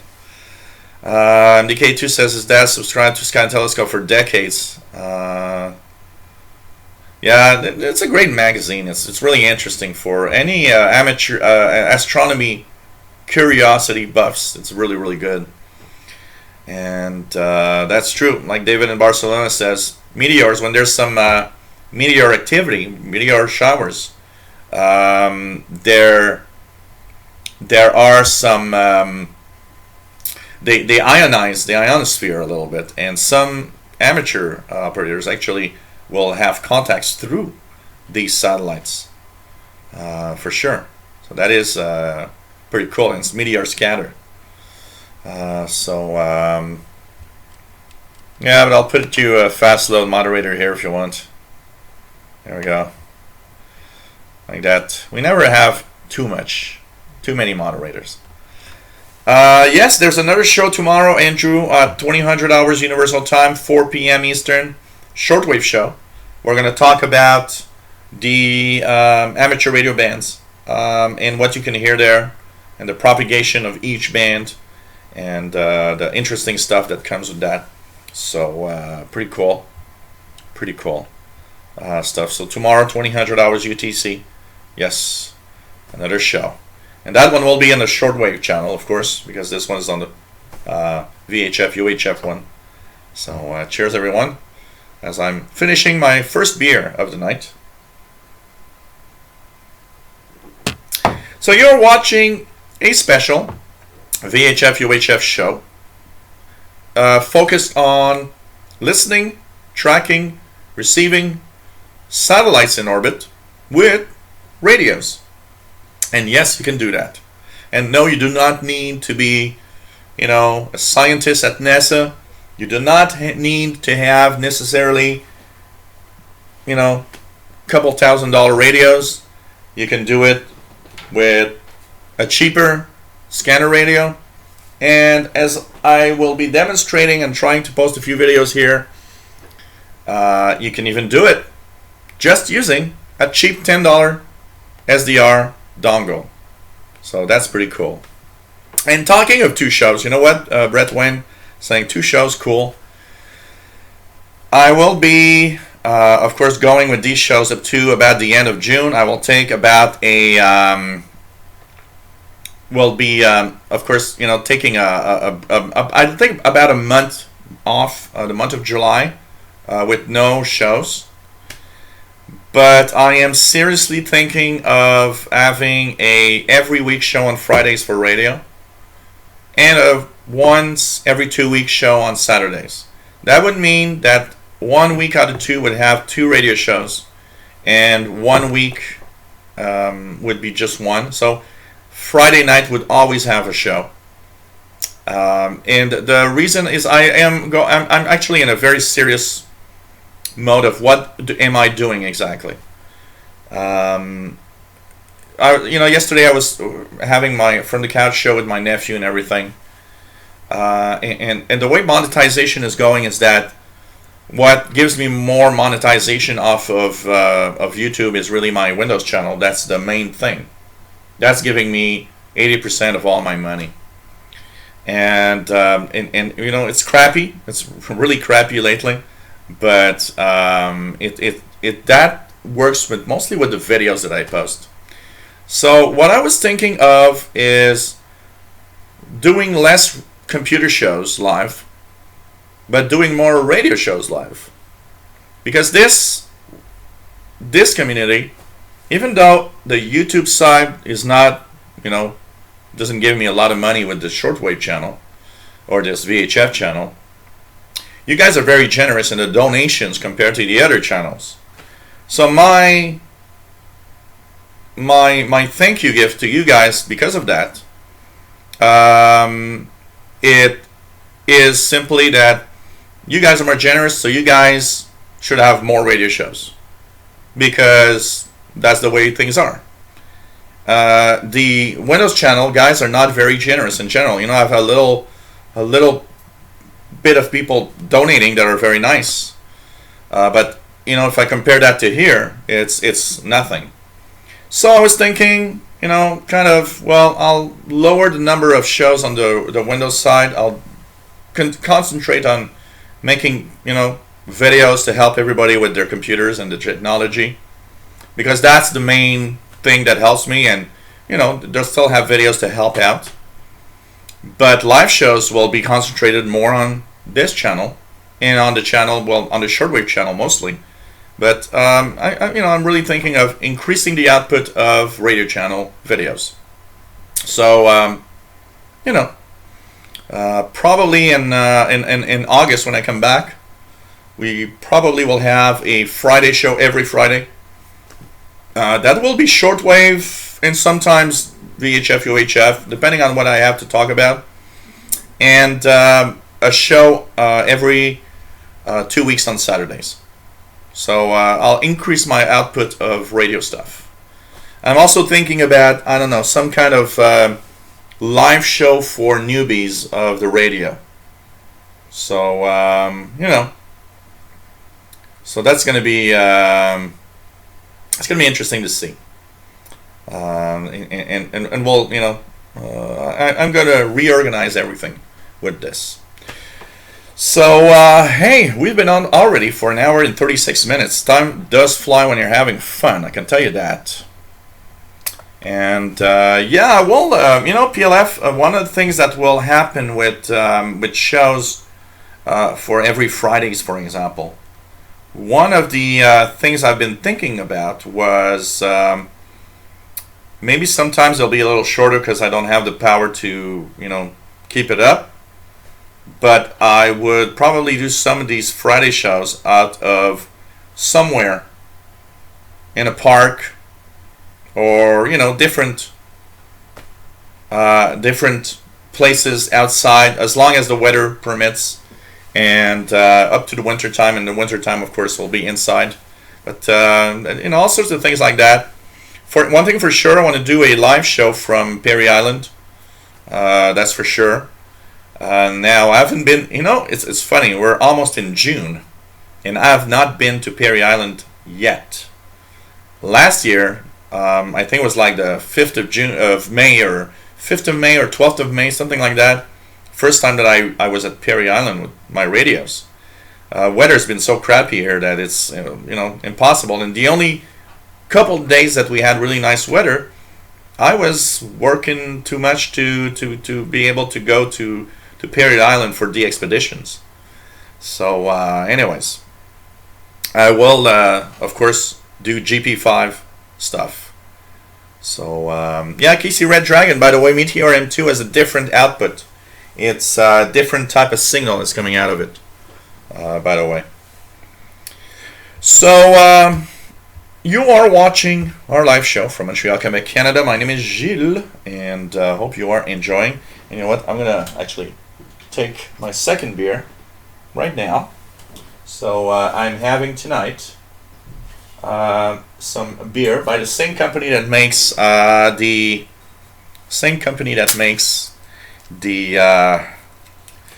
Fin du Monde.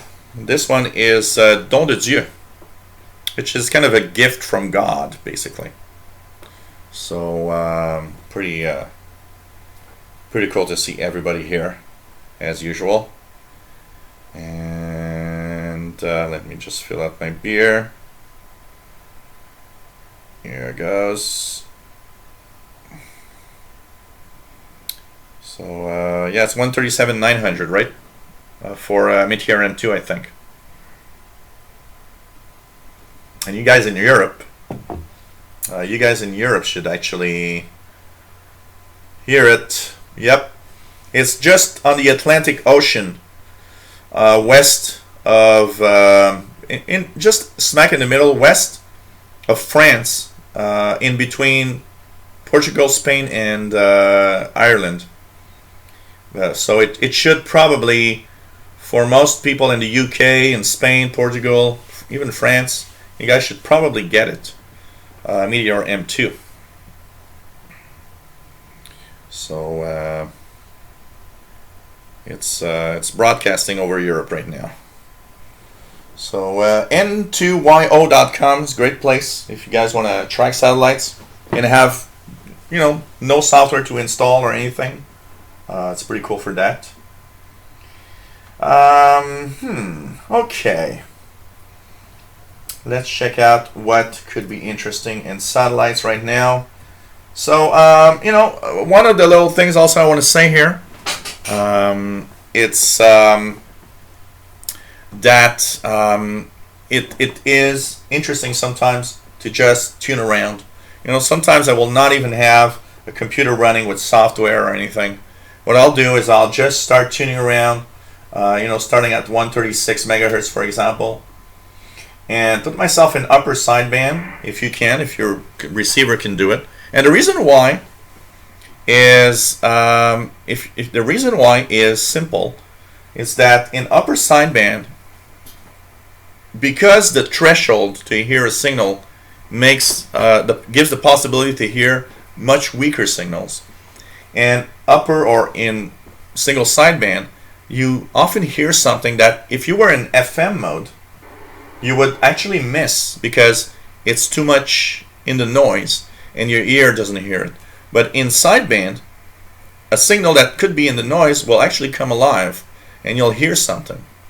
So, I will sometimes take 136 megahertz and tune up to 138, see what I can hear. Like now, for example. I'll tune around.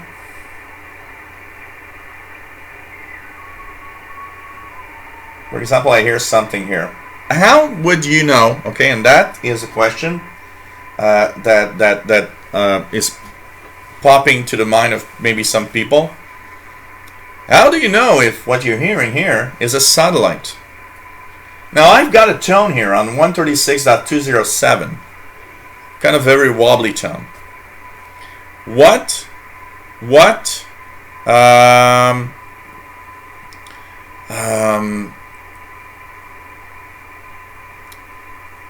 How can you know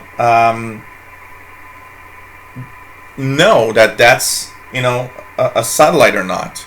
Because you got to be careful. There's a lot of stuff that you'll hear that are not satellites. There could be birdies in your receiver. There could be all sorts of signals locally around you. Interference. That sounds like some kind of signal. How do you know if it's a satellite? You got to listen to the Doppler shift. Any satellite has a Doppler shift. Every satellite. It is part of listening to satellites. Okay? The only ones that don't are geosynchronous satellites. Why? Because they orbit Earth exactly at the same speed. But if you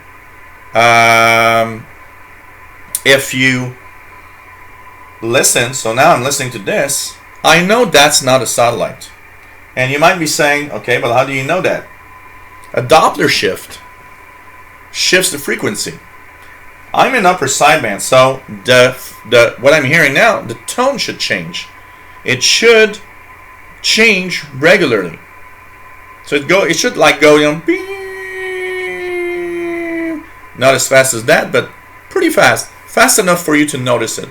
If you're in FM and you want to know, is that a satellite? Okay, you should notice that there's a shift in frequency by tuning up or down a little bit. The other thing that will tell you it's a satellite, most low Earth orbit satellites will give you anywhere from 10 to 20 minutes of listening time, approximately. So, you were in FM mode and you weren't able to see if there's a Doppler or not, but the signal was there for 14 minutes. Chances are really high, especially if you're in one of those frequency ranges where satellites are.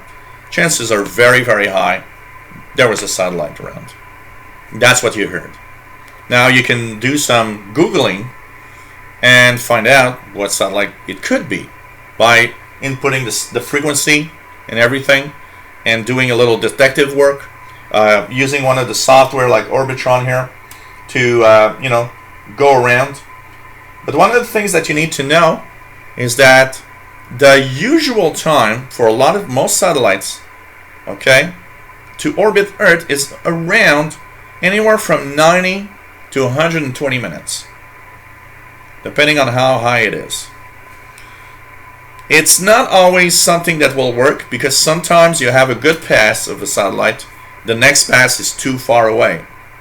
But it is sometimes something you can try. You heard a satellite, you think maybe that was a satellite. You know what? 90 minutes later, tune the same frequency and wait for 15 minutes. Do you hear it again? Then definitely it's a satellite, because not only did it last only 10-15 minutes, but also it is recurrent in the time frame of an orbit of satellite, an hour and a half to 2 hours. So, these are little indications that help you understand, okay, I was listening to a satellite. That's the first time I heard a satellite was with something like this one. I think it was the Pro 43. I always tell you guys, I'm the kind of guy that tunes everywhere, because I hate listening to one specific band, or, a scanner for me was never, okay, I'm going to listen to the cops all evening. Listening to the police, or, even phones or cell phones or stuff, it gets boring after a while, So, I am the guy that is always thinking these things have a wide frequency coverage. So that means there must be something somewhere that I haven't heard yet. In every scan of the VHF, UHF range, if I do it for several hours, there will be stuff that I will hear that was like, oh, I've never heard something on that frequency before. What could it be? So that is what I was doing. I was scanning the VHF range. The first satellite I've ever received was a NOAA weather satellite. And I heard the distinctive noise of the ping sound of the NOAA satellite that you heard on my receiver a little earlier. And at first I was like, what is that? And I noticed it would vary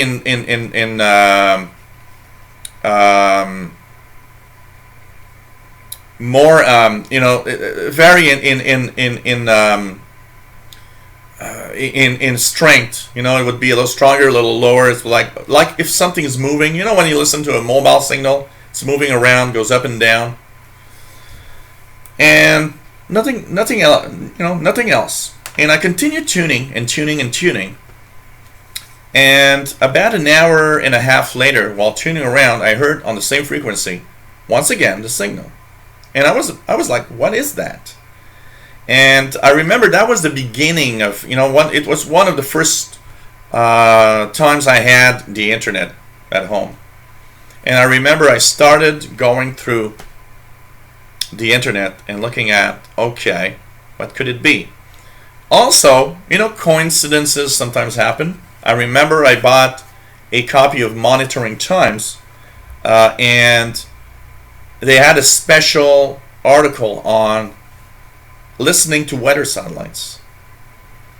And when I looked at that, it's like, man, these are the frequencies I was listening to. I was listening to a satellite. And that's where I learned, software that you can install on your PC to follow satellites around, all sorts of stuff like that. So it was kind of cool. And so that's how I heard it the first time. And for example, this tone has not changed in minutes that I'm listening.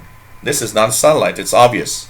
So, that's how you will notice if it's a satellite or not. And of course, follow the frequency ranges that I've talked about earlier.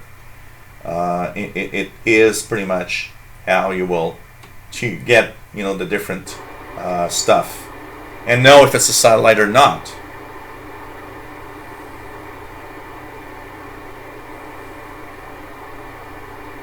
So, just checking out here. Not hearing anything special. Okay, nothing special right now. So, these are all little things that you need to understand. And of course, now today with software, you've got all sorts of things. You can install software and all of that. Casey Red Dragon, do you hear something on 137.290? I doubt that I would hear the same thing as you, but 137.29, I've got absolutely nothing. right here. I'm so used to listening to shortwave that I always click AM instead of FM. So, you know, it's no problem, Brett Wayne. It's quite all right. So, you know, it's very, very interesting, and it's part of the hobby that's kind of cool, you know, having a little portable receiver and thinking, wow, I'm listening to a satellite in orbit. And, you know, of course, there's always that, you know, especially with digital modes or like the Orbcom. Oh, what can you hear out of that? Nothing. It's just cool to listen to the satellite. That's all I want to, that's all I find cool, you know. It all depends. People look at you like, what? You listen to that noise just because it's a satellite? Yeah, it's just kind of cool. It's just kind of cool. That's it. So, you know, man. Okay, yeah, Orbitron is great. It's one of the best software that I find that one really, really cool, I gotta say. So let's check out once again 150. There's a Cosmos satellite there.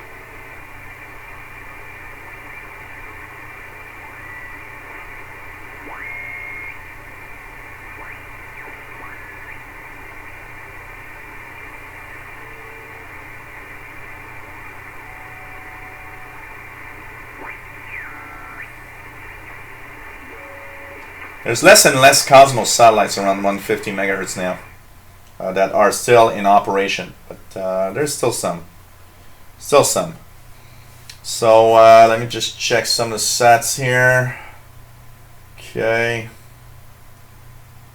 take it out. So there must be some ARP. There's a lot. ARPCOMs are easy to hear, very, very often.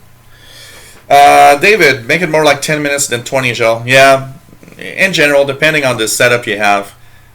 But you know, it depends, because some of the I stretch it to 20 because there are some satellites that are a little higher than usual. For example, the Cosmos low Earth orbit, the Russian navigation, are often a little higher. They're more like their orbit gives them a range that sometimes goes up to about 20 minutes. But average, you know, average would be probably, even with a small setup and small portable, average would probably be more like 5 to 10 minutes.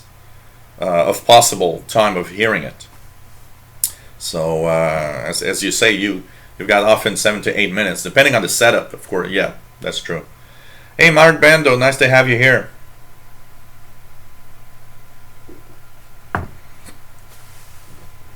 On my Pro 43, I usually, because the Pro 43, I'm just gonna take my R20 here. So I've got my Pro 43.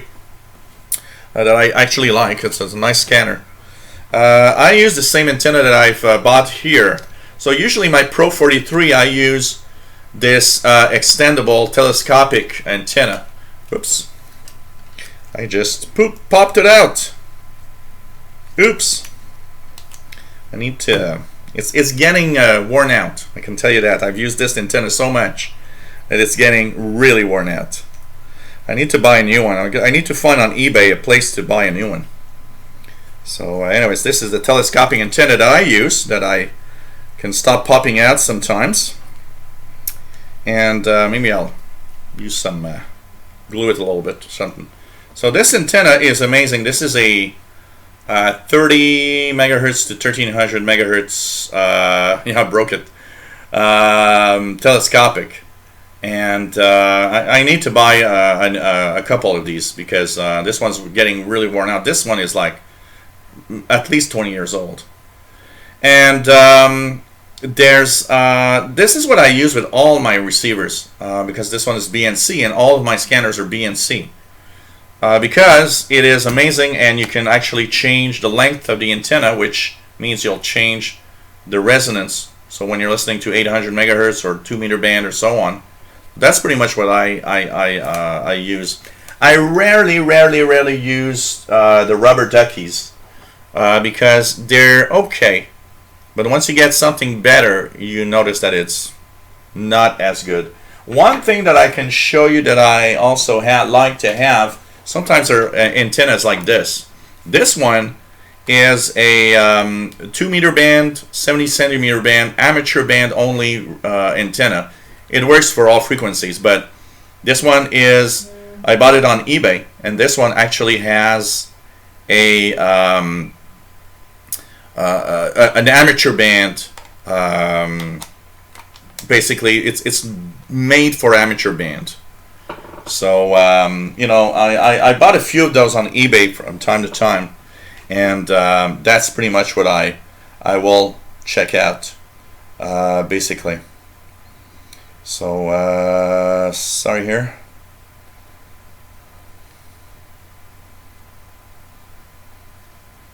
Okay, so that's pretty much what I will use. This telescopic I love a lot, but it's worn out with time. You can check on eBay. eBay is a great place for a lot of types of antennas that you might need. For all you need to check out is that it's a B and C connector at the base of the antenna. BSat 145.745. Did I get it from here? Let's check it out. 145.745.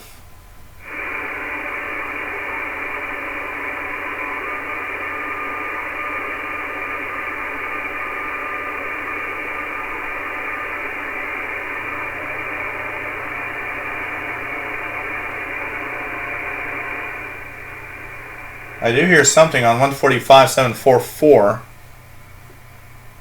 Let's just look at BSat here. If I look at BSat,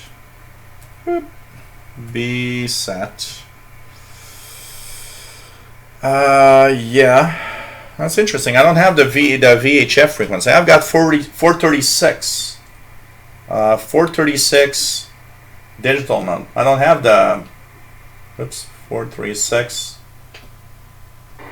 I don't have the VHF frequency. Where are you using, Jerry, to have your frequencies? Just by curiosity. I launched my own satellite. Yeah, Gilles satellite in orbit. Absolutely, PLF radio is a great example of that. Is the scientific side of listening to these signals. The Doppler shift. In understanding all the if you have I have an interest in astronomy, so of course it also is something that is that is interesting. Well, I would guess it's legal if you get all the required go through. It's not legal to send it yourself. ISS detector, is that what's that, a piece of software, Jerry? Is it? I've never heard of ISS detector. ISS detector, let's check that out. Okay, on Android, ISS detector, let me check that out. Play Store, ISS detector. Satellite tracker. Oh, that looks interesting. Okay, I'm installing it right now. So ISS detector satellite tracker for Android. It says it's the mobile satellite tracker. Allow Montreal. Oh, it's giving International Space Station passes, Iridium satellite passes. Okay. Okay, and it gives you all the information here. It gives you what direction to look at. Oh, and it gives you a lot of information on these satellites. Oh, this is interesting. I will be checking that out. For sure. Looks very interesting. There must be settings also, I would guess. So filters. You can add alarms to know when the satellites are going to be there. What do we have here? Alarm, silent period. Huh. Interesting.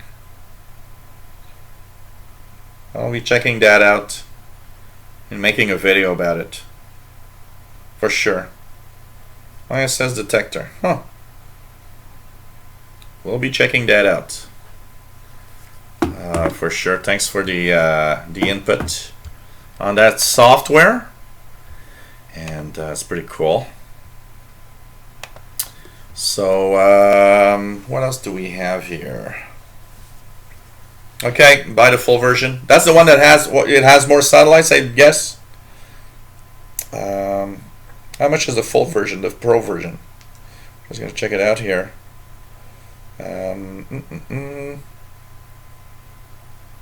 So FGI, okay, ISS detector. What about Pro version?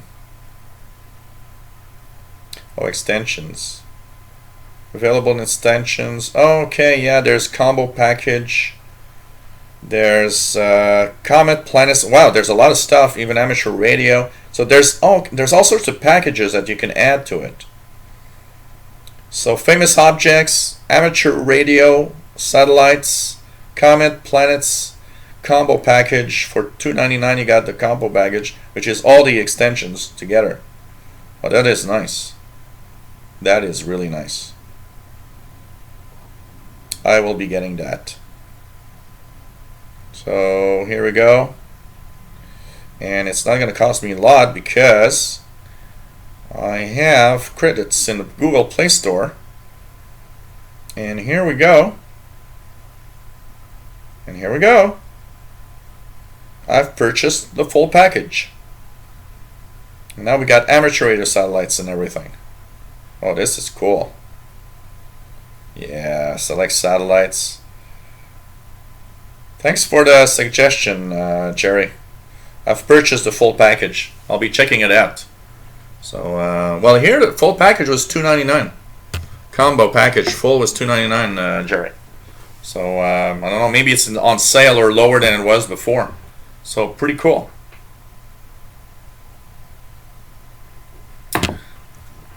Meteor, NOAA are pretty much the only weather sats that you can receive, KC Red Dragon. After that, you will have amateur radio satellites that have all sorts of interesting modes, including modes like a single sideband. One of them, you know, AO 73, I believe, or 74, 73, is amazing. You hear the contacts of the amateur radio stations live as they're doing it in the VHF range, which is amazingly cool. And on this channel, by the way, there are some videos of that. And I don't remember who it was, but somebody said I didn't know you had a VHF, UHF channel. Yeah, I do, but I don't post here. You know, I haven't posted. Last video that I posted when I looked was my live show of the month of December, I believe. Have not posted anything since December here. So yeah, I did say that. I did see that, Jerry. It immediately found my city and everything. So it's pretty cool. Why do I have so many channels? Because I want to separate each subject. You know, I could have done a radio channel and have everything mixed together. But I want to separate the subjects in each of their own channels. So, you know, I've got the shortwave channel, the VHF, UHF channel. Because I do think, you know, a shortwave listener is not necessarily a scanner listener. And a scanner listener is not necessarily a shortwave listener. And these two ranges are different in what they do and the offer. So that's why I have different channels. You know, I got the Windows channel. I got a Windows Insider channel. And I've got tons of other channels that I don't use. You know, it's also kind of a test, basically. But my way of testing out how a channel can be popular, I'll just start a new channel and I'll post videos for a while and see if that subject, you know, if it picks up. And if it picks up well, then I'll check the possibilities. I'll check the possibilities.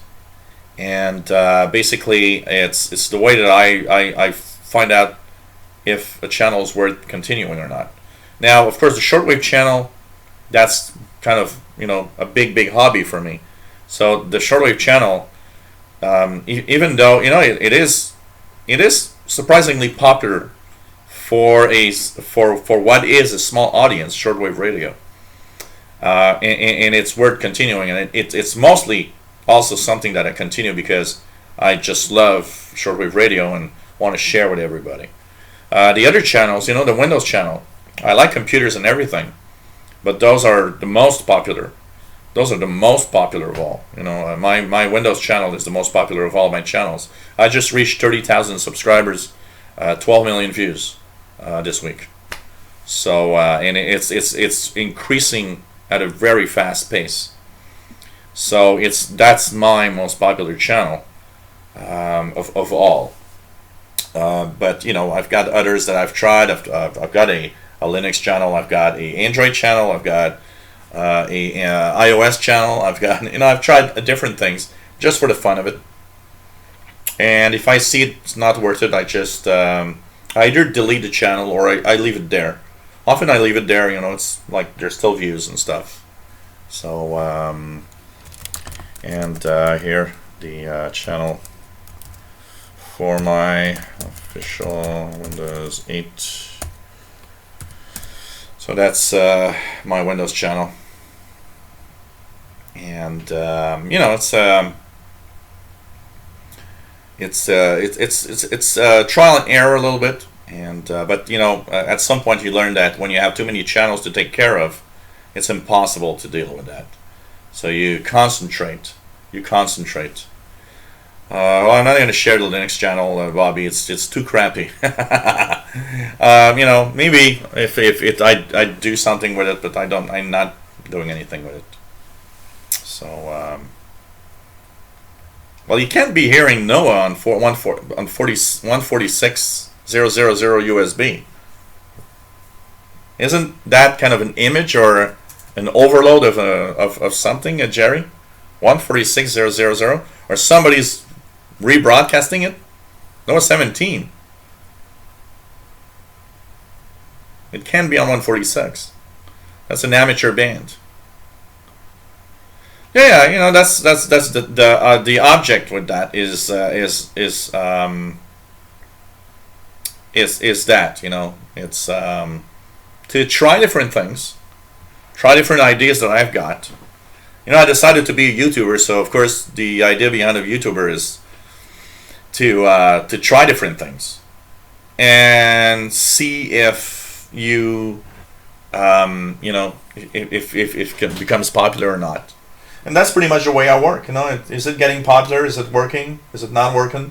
We try that, and I try different things. Okay, let's check it out here. There's SwissCube coming that I could try out.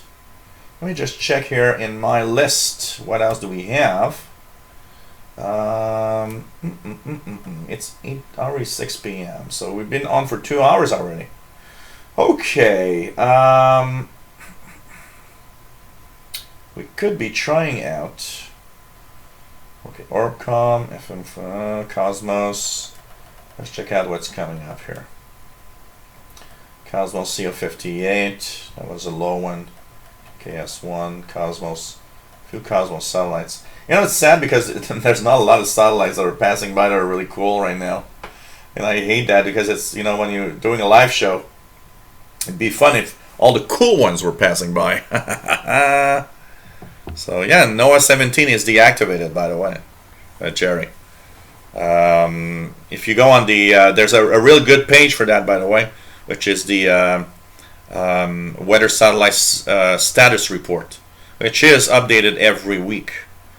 The only satellites that are active on the NOAA satellites right now is NOAA 15, NOAA 18, and NOAA 19. The three only weather satellites from NOAA. And then there's the Meteor M2 also from Russia that is active. But NOAA 17 is deactivated right now. So it's kind of weird. And we'll post this once again for anybody that wants to help out. Donations are accepted through PayPal at this Yahoo email I will post. There's also another way that you can become a donator at patreon.com, where you can actually become a patron. Basically, the way it works is that you simply you just join and post a maximum amount of money that you want to give, and it's deducted every month automatically. So if you want to support me in a regular way, that's another way to do it. And of course, it helps me a lot continuing in what I do. And I want to thank you all for your generous donations. And any amount helps. Sometimes I get a post, somebody says, "Hey, I'm going to give you $1," and I'm a little shy. It's only $1. It's like, don't worry about it. You know what? It's all right. And you know what? You have no idea of $1 what dollar can do if everybody does it. And that's the thing behind it. So, thank you for everybody that donated. And if you have not donated, why not think about it? Especially if you follow me and you look at me blabber, for hours on YouTube all the time. That's much appreciated. And thanks, guys and girls out there. Not a lot of girls, but a few girls on the radio channel. 146, yeah, because there's, I couldn't try it. One thing that you got to do, okay, because, we're talking about NOAA 17 and everything. And you know what?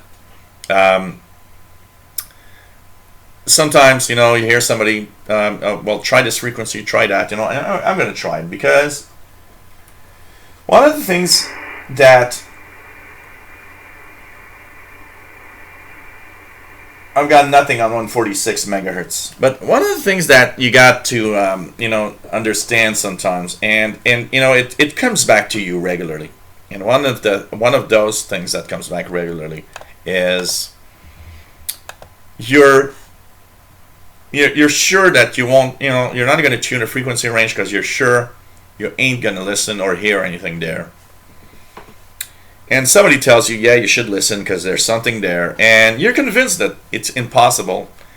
And then you tune that frequency and you say, man, there's something there. And you know what? That's the interesting part of radio. You've got to be open-minded, because so many times, I looked at a frequency. So many times I looked at somebody's post thinking, nah, I don't think you can hear that there. And tune the frequency and you're like, okay, kind of interesting. It's there. Okay. I didn't think I could hear it. Or I didn't think. So you know what? When somebody actually tells you something, often you try it, because anything could be happening. For example, NOAA 17 is deactivated, but say it went berserk. Yeah, it could transmit maybe on some other frequency because the circuit is berserk and something is wrong, and it's transmitting out of frequency, or transmitting spurs. Like I said in the beginning of the show, for example, NOAA 17 is deactivated. It doesn't mean you can't hear it, because some of these satellites sometimes come to life, and it's just some kind of weird thing. It's like, man, that satellite, I hear a satellite, and like I said, some people are in a mode where, okay, you know what, I want to, I tune around and I try to find out these graveyard satellites that suddenly come back to life. It happens regularly. A satellite from the 60s or 70s that has been off for years suddenly starts transmitting, without knowing why. Sometimes it could be, the on-off, because a lot of these satellites, what's happening is that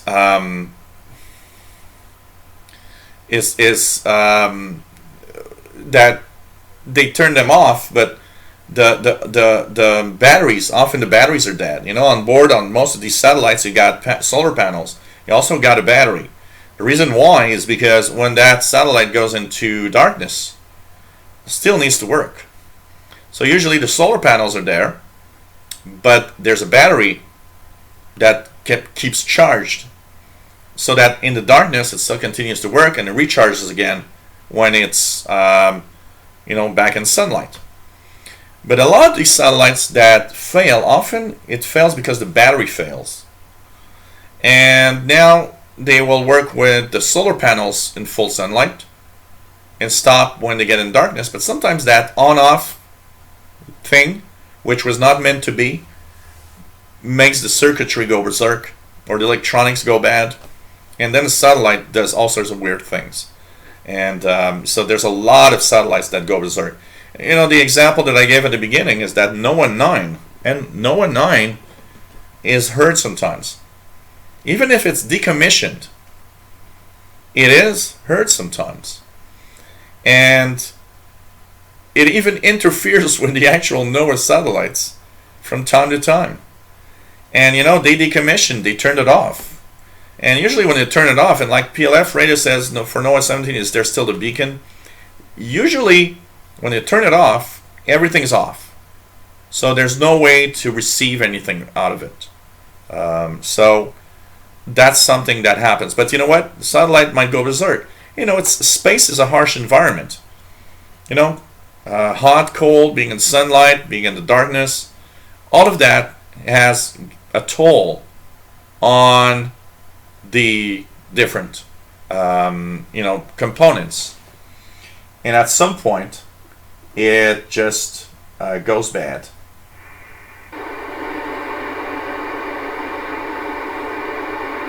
So 137.620, I hate hearing anything. And if I look at, was there a NOAA satellite close? I was going to check it out here. NOAA 15 is there. There. I don't hear anything on 137.62, even in sideband. So there's nothing here. If I look at Orbcoms, check it out.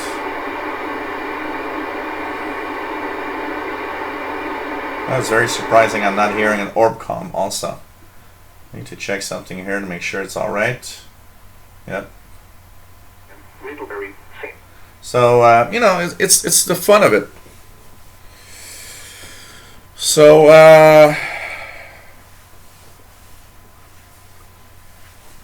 well, a NOAA satellite is, because I saw something here. Okay, let's just check something here. In that list, NOAA 12. They have that, but I don't think it is. I don't think they can change that or use it for amateur satellites in general. So here, for example, they have it here, but it's the only frequencies that are for the satellite weather itself. I don't think they can they can change that to become an amateur communication satellite. And but one thing you got to be careful, because some website will report something also, and that remember that a lot of amateur satellites are piggybacked with another. They're attached to another satellite. A lot of them are not on their own. They're actually attached to another satellite as they're going in orbit. And if they turn off the satellite,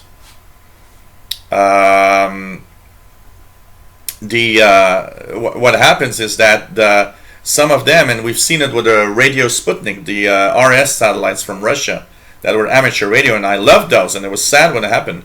Those were attached to Cosmos navigation satellites. When they turned the switch off to the navigation satellites, it turned the Radio Sputnik satellites off also. So it's kind of interesting to see that they do that. Why do they turn the sats off? Well, usually it's because either the satellite started failing or showing signs that it's failing, or it's simply replaced by another one. And what happens is that, for example, some of these NOAA satellites use the same frequency. So if they don't shut that one off, they often interfere with each other, and often the new ones actually have the new ones often have better information. So that's weird. On ISS detector, there's an up and down link. There's something weird with that. I have to check that out here. Let me check that out here. Okay. Do they have... Let me just check here. Settings. And I will check.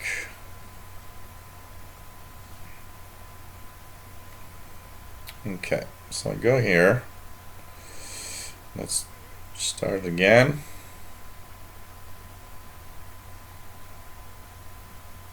So it's got the grid square and everything.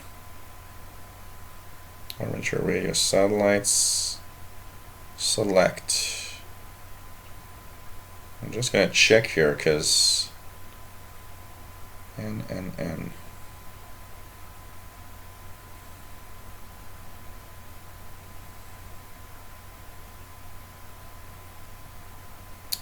Okay.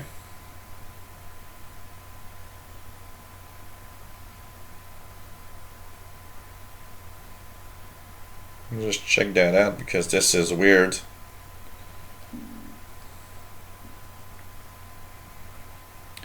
I don't know. It's I'm trying to find the information here, but I doubt that that's an amateur. They've changed that to amateur. You know what? I'm gonna search that because you're telling me something that's kind of curious for me now. So I need to check that out for sure. And I'll let you know, Jerry, because I'm very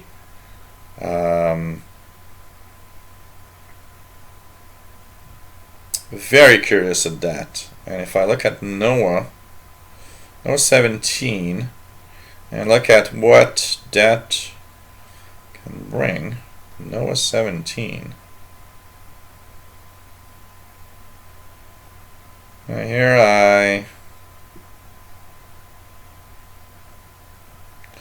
I've got that information about that.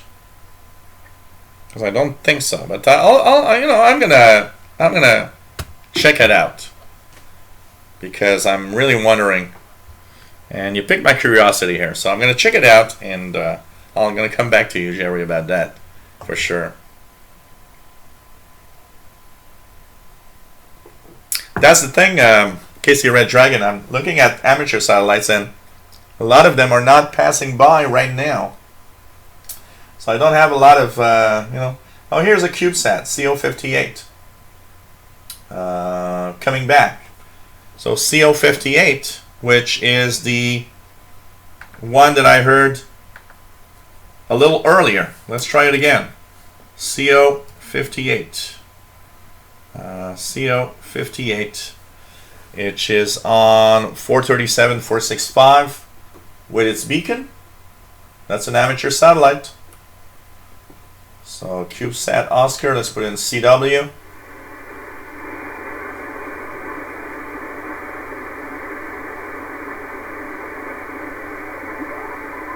There it is. 437, 469.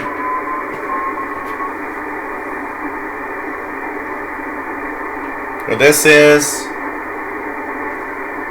CubeSat Oscar 58, an amateur radio satellite that was launched, and it has a CW beacon on 437, 465 with Doppler, so I'm 437, 468 right now, and going down slowly. And there's a digital mode on CO58 at 437, 345. So I'm in CW mode right now.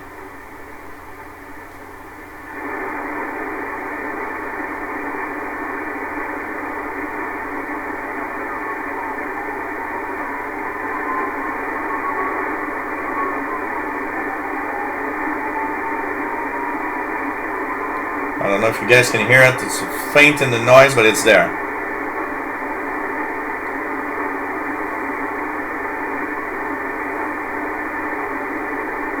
And of course, it has a cycle, so once it sends its ID, it actually stops for 10 or 20 seconds and then it restarts again. So this one is COS 58. That is a amateur satellite coming. So that's pretty cool. So that was an amateur satellite actually. So really nice. One of the best is AO 74.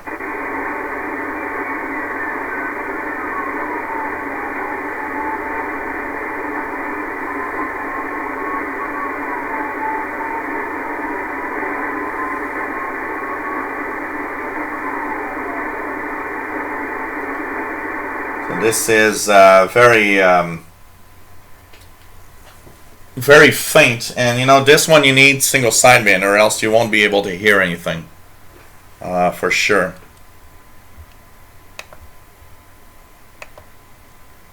So that was CO58. One of the best is AO73, which is amazing. AO73 is a complete repeater in the sky, and what that satellite does is basically you tune in the 2-meter band, and you can actually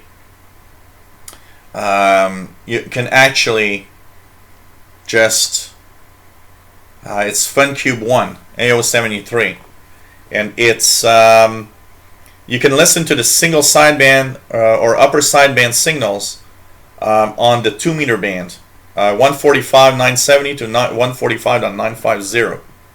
And this is really cool. Take care, PLF Radio. It's nice to have you on board. So really nice. And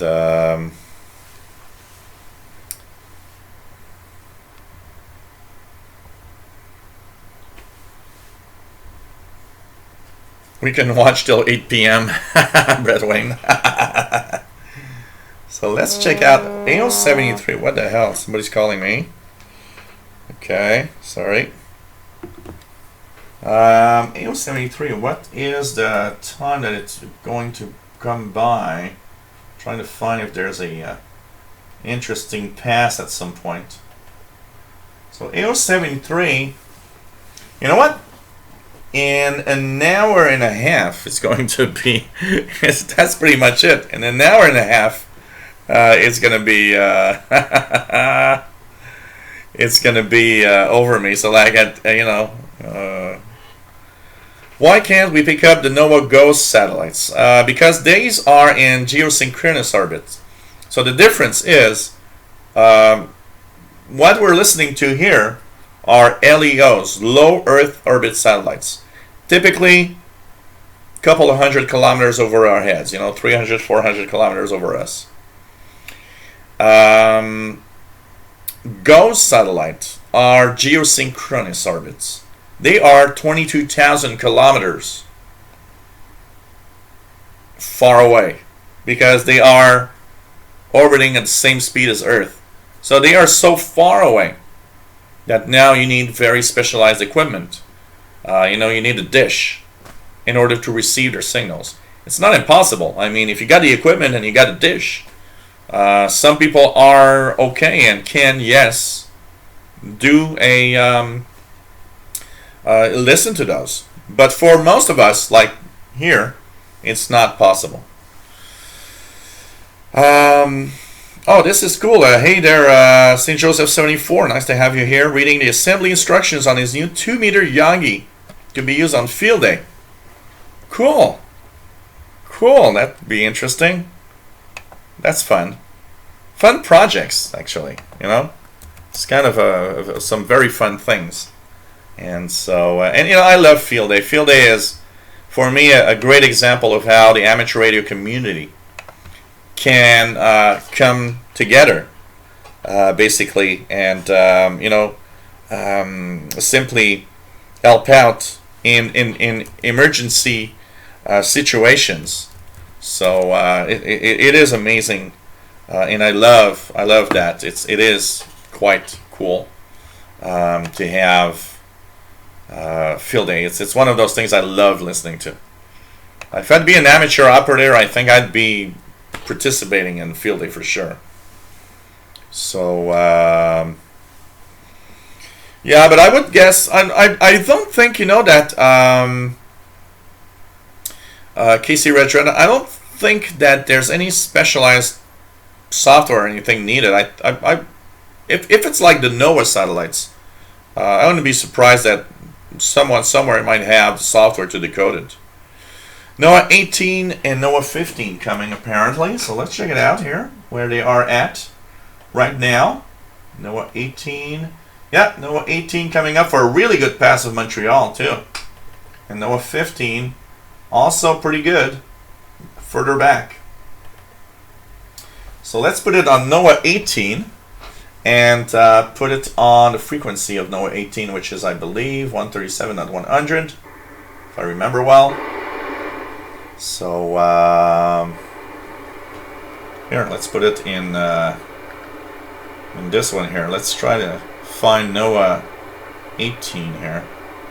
There must be a search box on this website. Find the satellite, NOAA 18,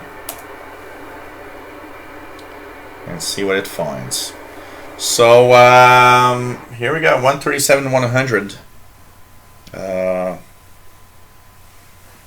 Yeah, exactly, Casey Red Dragon. Except for very specific and very peculiar things, is that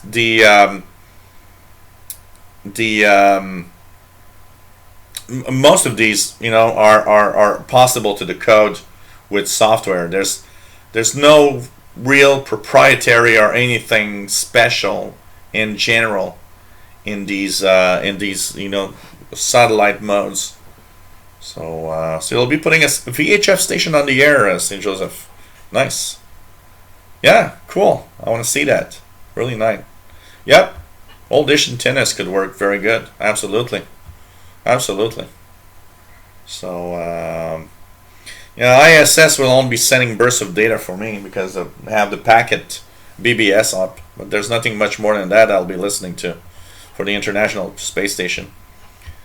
I wish they will, have a moment, a slow scan TV moment, for sure. So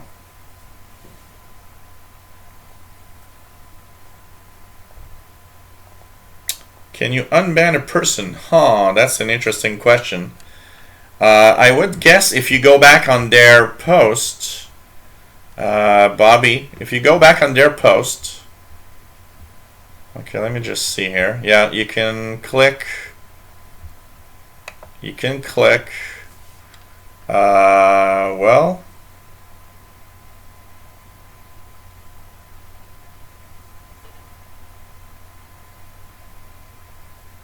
I don't know. If I do this and this, nope, I don't know.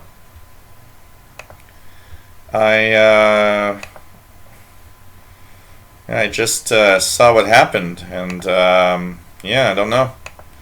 I'm trying to find out here, but I don't think so. I'm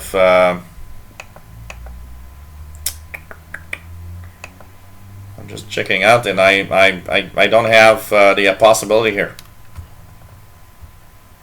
Seems to be some kind of a permanent thing when it happens, which is sad, because if you make a mistake, it'd be nice to be able to unban someone, unfortunately. Oh, how did you do that, David? I'm trying to find how you reintegrate somebody. So okay, anyways, it's back. That's the important thing, because there's a I didn't see where the unban was or anything. So thank you, David. That's why we need multiple moderators. Everybody finds something.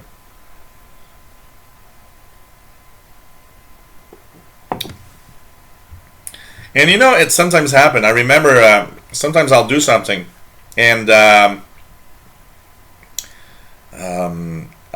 know, and it gets close to, oh, I accidentally banned somebody. So nah, I don't want to ban you. Just we'll check it out sometime. I'll check it out sometime. Doesn't I'm not gonna ban you. Just for a test.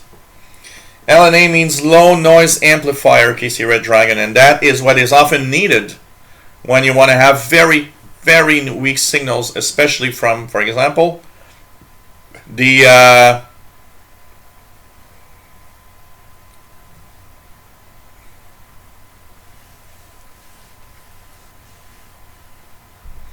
so low noise amplifier is often required for signals from satellites in geosynchronous orbit. So because these signals are so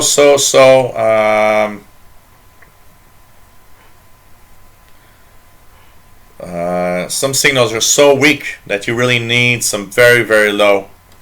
And actually, not just the Gauss satellite, even the NOAA satellites have transponders, have actually signals on the 1.7 gigahertz range also. So even the NOAA satellites.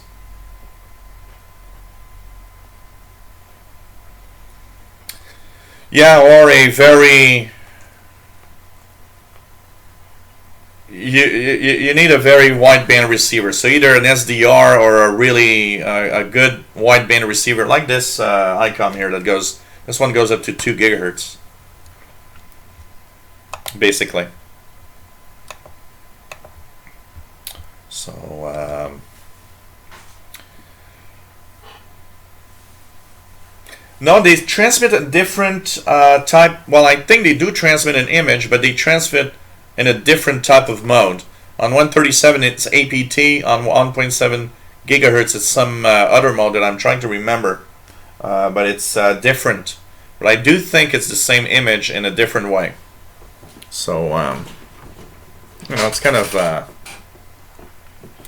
cool. These are, you know, cool projects, and you know what? What's fun about these shows also is that sometimes it gives ideas to some people that are, you know, that wonder what they could do, and you know what they could be, or they find another aspect of the hobby thanks to some of the things I did here. You know, a lot of people here found out all sorts of things they didn't know thanks to my show. Like, you know, I learned also from you guys. A lot of you guys are talking about, you know, sometimes will talk to me about something, and it's like, oh, I'm learning also. You know, it's cool because I think, you know, nobody here knows everything about the hobby, and it's cool to have the aspect of the hobby that we each have an aspect of the different aspect of the hobby, basically.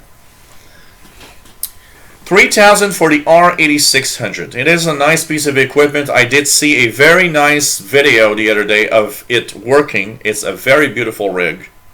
If I'd have a lot of money, I would probably really seriously think about it. But it's a lot of money. It's a lot of money. The ICOM R8600 KC Red Dragon is the follow-up to this one. This is the ICOM R8500. But there's a new one now. The ICOM R8600. It's basically a an SDR in a box. It's a very beautiful receiver. It's a wideband receiver. So it's you know, it's kind of the follow-up to this thing here. More modern, of course. Very good looking, I can tell you that. So you know, very, very amazing little receiver, I can tell you that.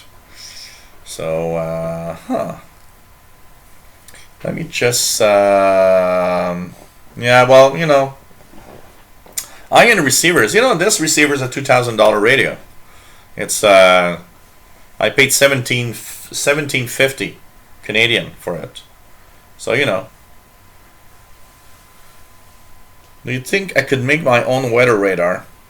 Yeah, but it's a you gotta work out the if you're talking about a local weather radar, yeah, it's a lot of you gotta know what frequencies they are using to actually detect, the clouds and the rain and the snow, and then it's just a question of a transmitter and a receiver that just pings out and you receive the information, but it's I don't know. I don't know how, I think that would be probably a pretty big project to build a weather radar, for sure, for sure. But, it could be an interesting project, and never know, just for the fun of it. Parasailor bought a new IC7300, which is a nice transceiver. Nice transceiver.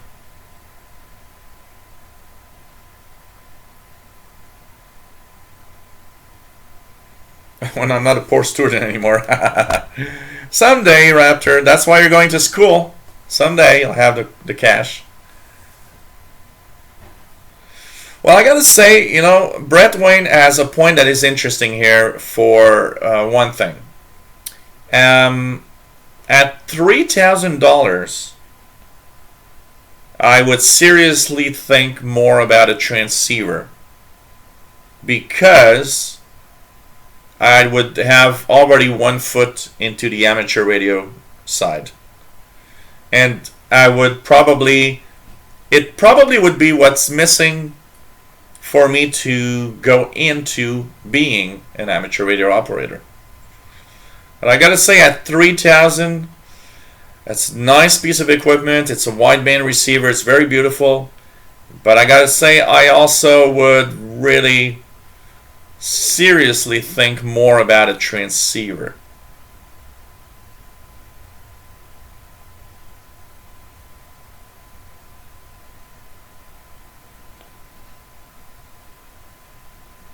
Do you think a person can have 2 SDRs? Yeah, really, absolutely.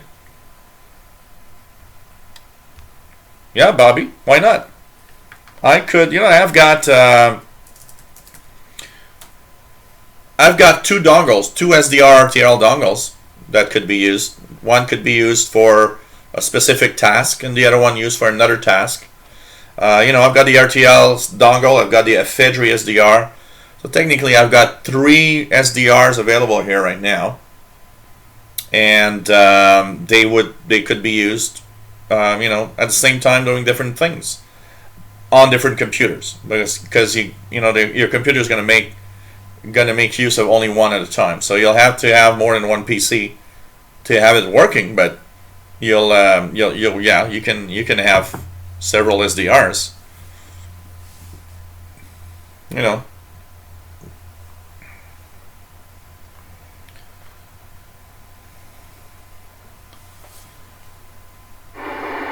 Let me just check 150 for the fun of it. It's this band that I'm always intrigued with.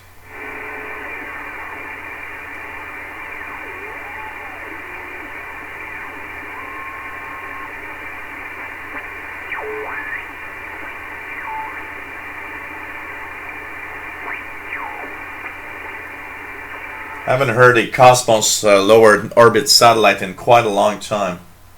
So 137.100, I believe.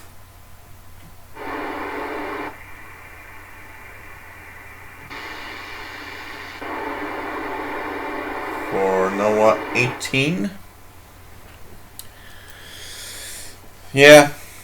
It all depends what you want, though, because one of the things you gotta remember is that that's a very wide band receiver. It costs a lot because it's a receiver that receives much more than most receivers, and that's something you got to remember. Somebody on a website was saying, oh well, it looks exactly the same as the IC7300, and yeah, it has the same look.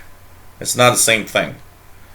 And I posted, well, it's not at all the same thing. That's why it's not the same price. Receivers that are wide band are usually more expensive because they do receive, look at this. This goes to 2 gigahertz. That's why it's expensive.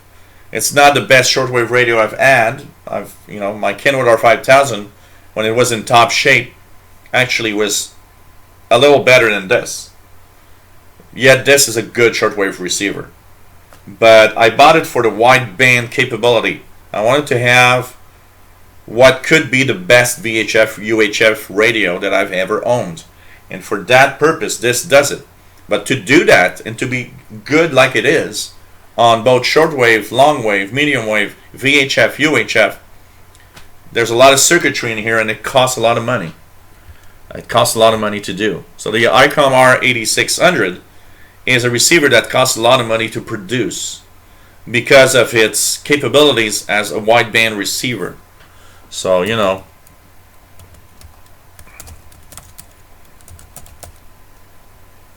So 137.9 to 125, I believe. Yeah. Oh. There's the ORBCOM on 137.285. And here's NOAA 18 on 137.1914 right now. 137.91 something. The Eastern F of North America should receive it. So this is the weather satellite. NOAA 18, 137.9125 nominal frequency. Coming in right now in Montreal. Right now.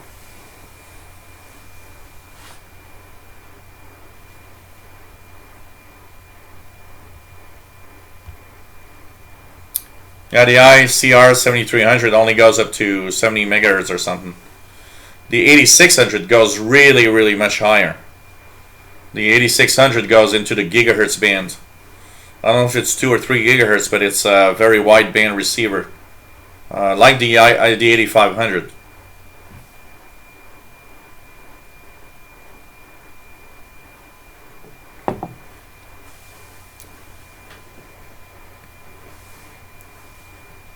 $137,670. I'm just going to try that for the fun of it.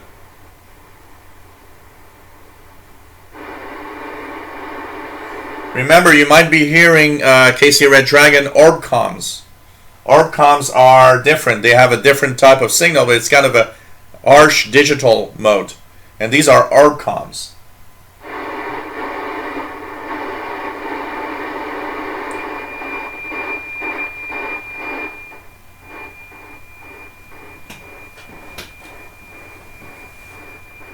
Well, I get it. You know why, Fastload? Because if I compare my R85, my R20, and this, it ain't at all the same thing. And one of the things that's very different, above 1.3 gigahertz, it uses a down converter. This goes to 2 gigahertz as a receiver. It does not have a down converter or an up converter or anything, because adding up converters, down converters degrades reception and adds the possibility of signals that are showing up everywhere that are not there. So it's not the same thing, and I do understand why this costs much more to bring it to 2 gigahertz. Because I can tell you what, this thing kicks the hell out of the R20. It kicks its butt 100 kilometers an hour. I can tell you that.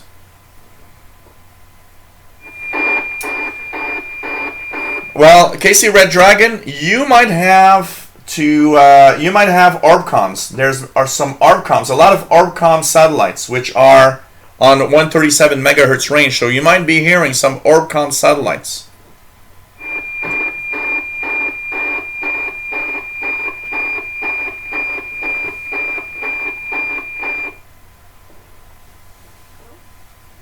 Oh, absolutely. One of the things for sure, Parrot Sailor, is that you need to have the coax that goes with it to have it working. I've got RG58 at above 1 gigahertz range. The loss in this feed line is so high that I do not enjoy the best I do not enjoy the best in the frequency range. But if you've got what is it, LMR 400 or something like that, loss at up to 2 gigahertz is very, very small. You could actually get the performance. So but in a regular, like I have here, RG58, this thing above a gigahertz is deaf, and there's not that much to listen to anyways. I don't go crazy.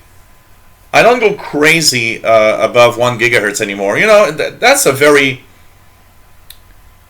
hype tool. It's receivers, they hype it so much. It's like, oh, I can listen to 5 gigahertz. Yes, so what above 1 gigahertz, there's not that much to listen to. I'm sorry. I've not, the highest frequency I've tuned something. Yeah, I did tune a 2.4 gigahertz cordless phone. I was extremely surprised to. I was extremely surprised to have a conversation there. I thought every cordless phone was digital there. No, there's some analog phones there, the crappy ones probably. But you know what? Apart from that, I gotta say there's nothing there, and I just want to say that even if your scanner radio doesn't go above 900, it ends at 900 and something megahertz. It's quite all right. You ain't missing out on really much. Really a lot of stuff. There's not a lot of stuff there. So, there's all of that together. I gotta say, So, hey, MDK2, take care. It's nice to have you on board. And cool, tomorrow, show at 2000 hours UTC. If you can make it, please. It's nice to have you guys on board. And already really, really nice, Yeah, maybe I'd like to listen to my microwave oven, cooking my dish somehow.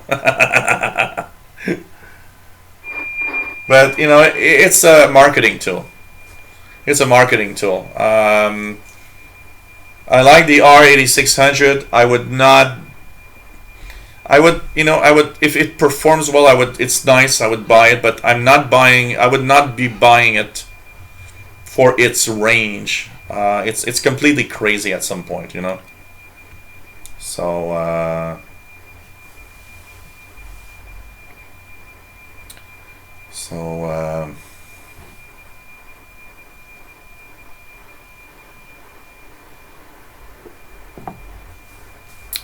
I think the highest conversations I hear, things that I could hear. There's a trunk system in Montreal at 936 megahertz, around there. Pretty much the highest thing that we can hear, really. Oh God, David Arden says, "Yep, LMR 400, 150 foot of it. That has very low loss. That will give you the performance you need at a gigahertz. RG58 is the worst thing in the world at a gigahertz. I was looking at a curve of how much loss you get. RG58 starting about 500 or 600 megahertz. It's exponential. The loss is so high that forget it. You won't receive anything. I can tell you that. So that's nice. That's the Casey Red Dragon says, "Well, cool. I just picked up a sat." That's the feel. The first time you hear a satellite. So it's kind of cool. Jerry's receiving a NOAA 18. So yep, pretty cool. So Oh really? AirCell 5 coax, both for HF and VHF, UHF. Same diameter as RG58. Losses are small and compared. Oh, that's nice. Okay, that's really nice. Can you get a QSL card from your microwave? I don't know. You'd have to write a reception report. Well, I was receiving you while my pie was cooking the other day, and it was buzzing on 2.450 megahertz, gigahertz, sorry. Hey, B-Boy DMP, nice to have you on board.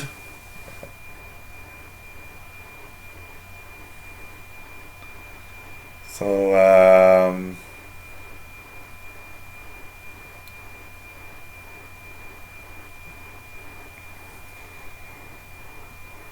well, you could be hearing one of the NOAAs, or you could be hearing the Meteor one, or you could be hearing a Orbcom. I would have to hear what you heard as a signal. It could be also if you know a satellite came back to life or something. You know.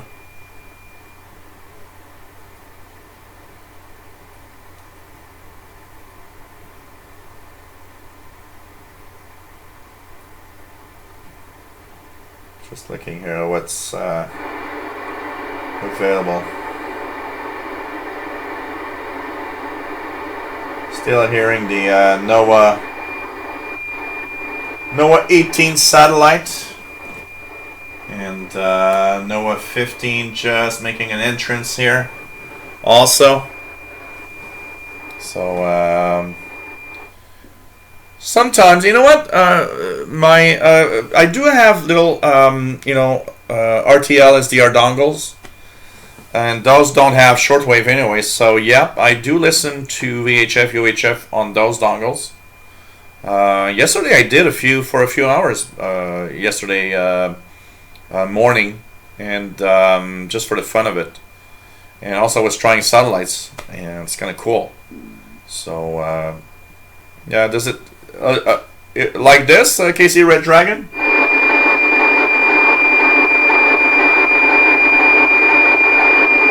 That's a weather satellite. If that sounded like this, it was a weather satellite.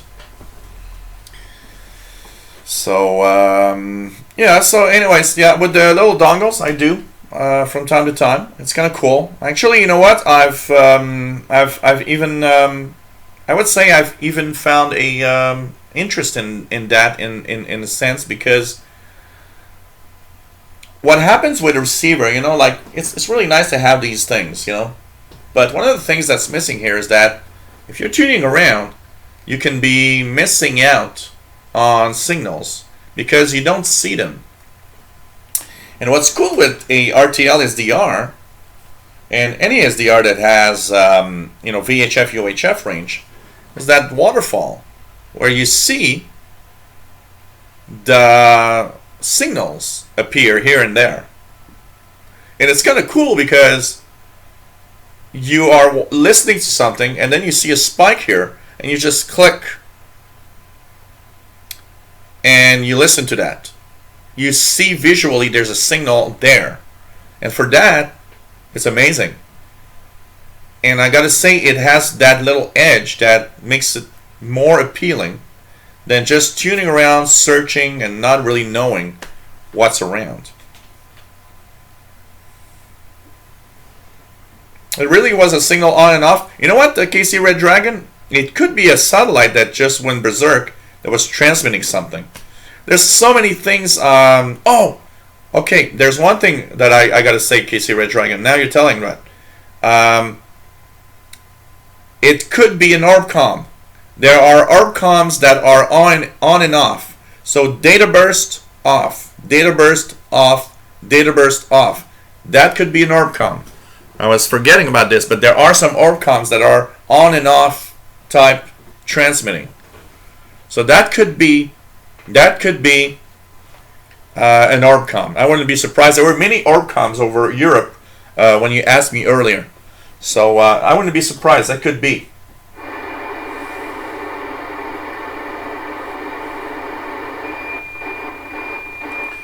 NOAA 15 on 137.620. Also coming on. So Orbcom, ORBCOMM. These Orbcoms, there's tons of them. The Orbcom satellites is a constellation of satellites for business users. It has over 100 satellites in orbit, so at any given time, there are there's often more than one that you can hear. Some are on and off. Some are constant data being sent out. And basically, there's all sorts of business users, phones of all sorts. Phones of all sorts and everything. Paul the cat is there. Is not sure he wants to come in or not. Here we go. Ta-da! Paul the cat is coming back. So it's very interesting because there's a lot of these around, and on 137 megahertz, if you tune 137 to 138, you can bet that there's at least 70% chance you'll hear an ORBCOMM at any given time. I mean, I would turn off this receiver at any time. Chances are very high I'd hear one. So ORBCOMMs, but some are bursts, some are data. On an SDR, they are a little wide. They're kind of a wide signal, and it looks like noise. Really, it does look like noise when you look on an SDR, but they slowly shift down in frequency. Slowly shift down in frequency. And they are very wide. These signals are extremely wide, for sure. So, Paul the cat that wants to join the conversation. What do you think about satellites? He's just looking at me like, feed me, human, I'm hungry now. So, yep. Yep, FM mode, fast load. It's an FM transmission. And they are from 137 to 138. And you know what? There's a software called ORBCOMM Plotter, which is not a free software, but you can have a free trial. ORBCOMM Plotter, when you feed the audio of the ORBCOMM that you receive, will tell you which one it is, because it receives the digital ID of the satellite. So it will tell you, oh, this is ORBCOMM FM 38, ORBCOMM FM 105. But it is paid software, so it works for 30 days and it's over. But ORBCOMM Plotter works well. I've tried it once. And I should reinstall it on some of my PCs because it's kind of cool, because you tune the satellite, you wait for about 30 seconds, and suddenly ORBCOMM Plotter is going to tell you, hey, this is ORBCOMM FM 55. Very strong, pinging at S5 to S7 sometimes. Can you turn a microwave into a transmitter? It is a transmitter. A microwave is a powerful transmitter. And it's on 2450 megahertz. So it's on 2.45 gigahertz. And so if you just take all of that circuitry out, you've got a 2.450 gigahertz transmitter, but it's not a good idea to stand next to it. Really not. Can tell you that. I don't remember who. I remember a video that I've seen, but it was not on YouTube. A video. It's a TV show. They had used a reflector and had used a powerful microwave with the reflector, so it was a directional antenna, directional beam to wipe out Wi-Fi signals everywhere.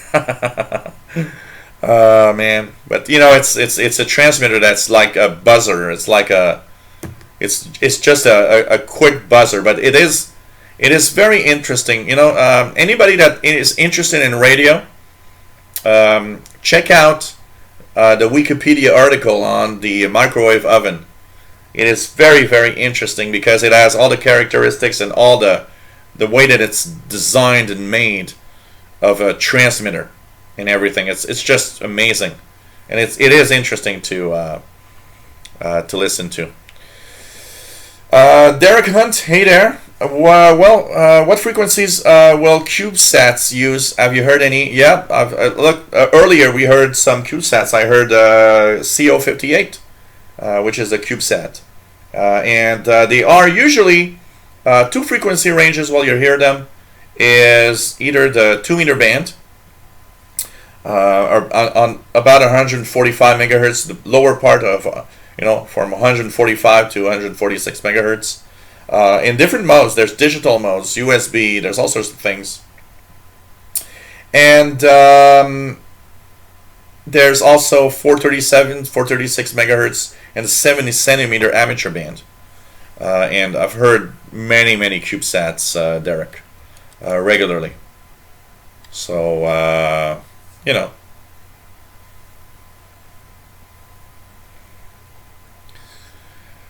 I'm not sure you're going to use that for a weather radar unless you want to cook everybody around you. Casey Red Dragon, I can imagine. The bird stopping next to the microwave turned into a weather radar. Oh God, you're cooking the bird immediately.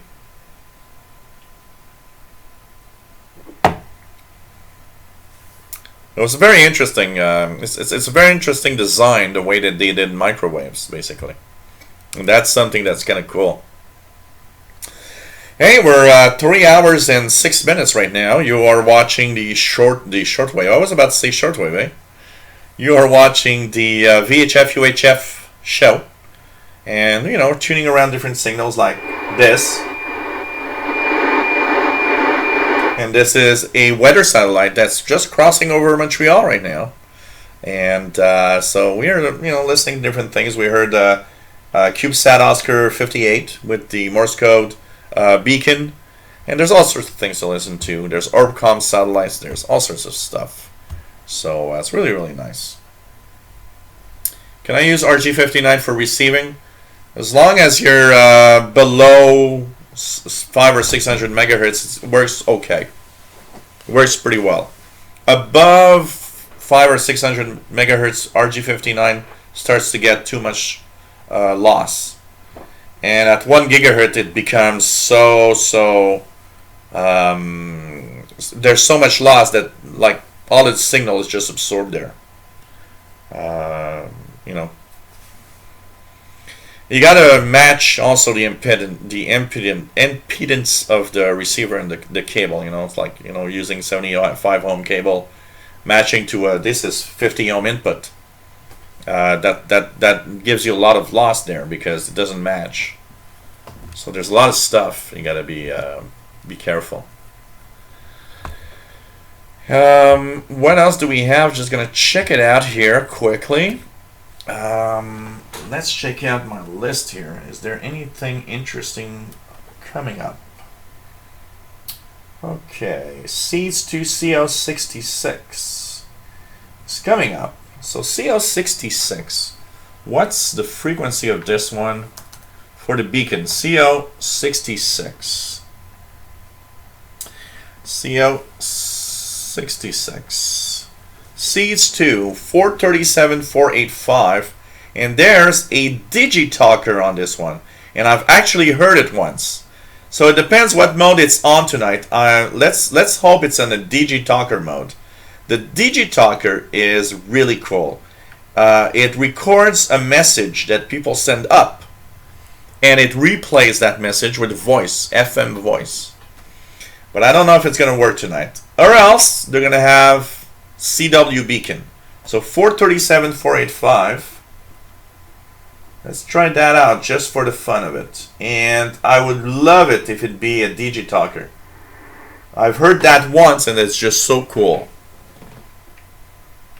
So CO66 coming up. Let's check it out here. CO66. Here we go. CO65. Where's CO66 here? Need to check it out. Seeds 2. Here we are. And and it's coming up. It's already pretty much close here. Let's check it out. 437, 485 is the frequency.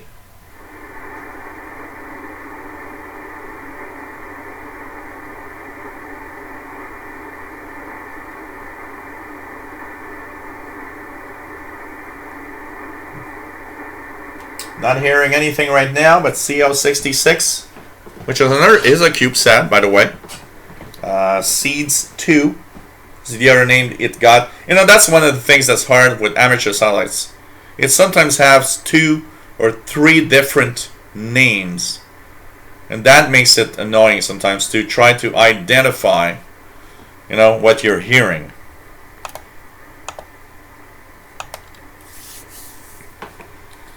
Yep, LMR 400 is some of the best to have almost no loss at even high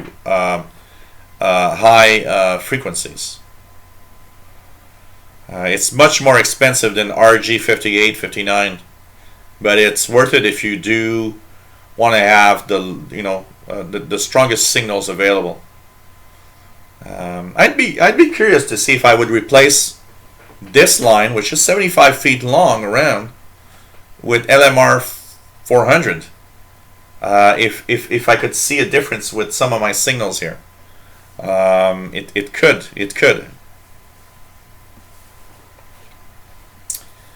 I've used the SDR to receive ATS. What is it? ATSC, the digital TV signals. I did play with that. Actually, I should make a video of that. You can watch using the you know, because these dongles, the RTL dongles, they're made to receive TV. Okay. They weren't made when they were designed. They were designed to actually receive television on a PC. But the thing is, somebody found a really interesting driver that they could add and turn these things into wideband receivers, because that's not what they were meant for at the beginning. So technically, these are digital TV receivers. So, you know.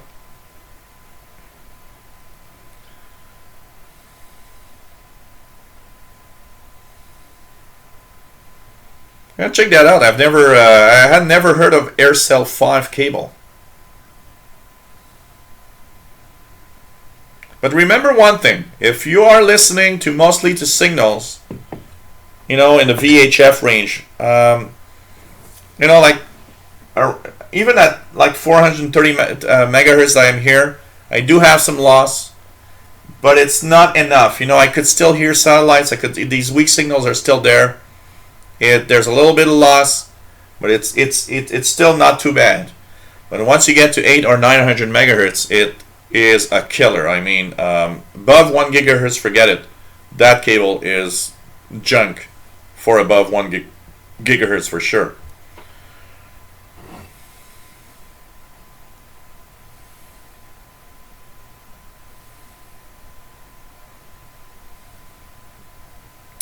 So here's my last beer for the night. 3 beers. And after that, we're going to have a little something to eat. So, what else do we have here?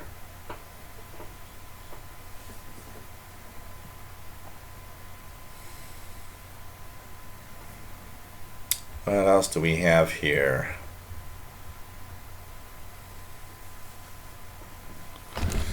Okay, anything else? So seeds 2. Oh, beacon.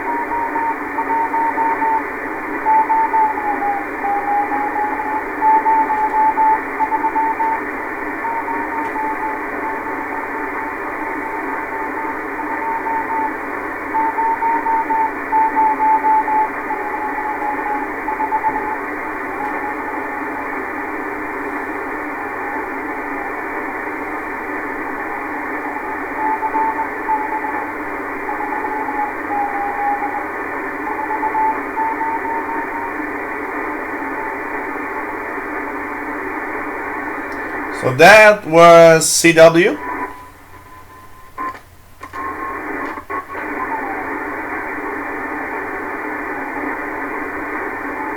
So that was CO66, Seeds 2. This is Morse code. This is Morse code. This is from a CubeSat satellite orbiting Earth just across. You know, it's northern. It's in the northern part of Quebec right now.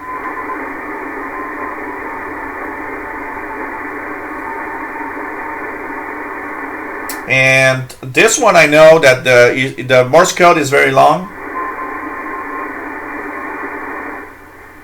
Morse code is very long, and this is the information of the satellite. So right now, it's not, you know, it could be in Digitalker mode, but it's not. It's in CW mode. This is the beacon right now.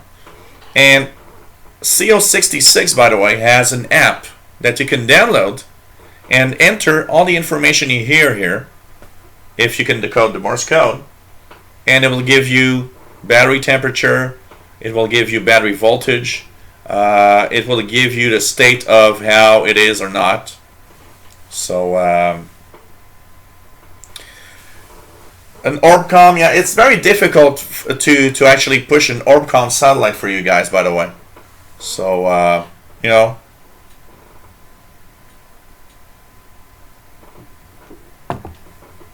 hey Jeff, QD5 QDO.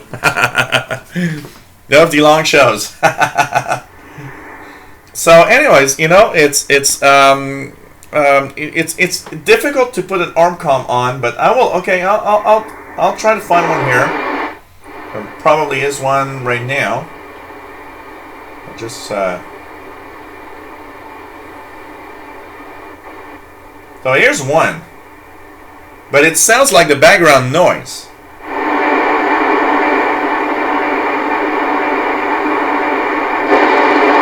So I don't know if you guys can see the difference, but I'll try to make you guys hear the difference between the noise and the Orbcom, but it's so close, I'm not sure on the stream you can hear that. So noise,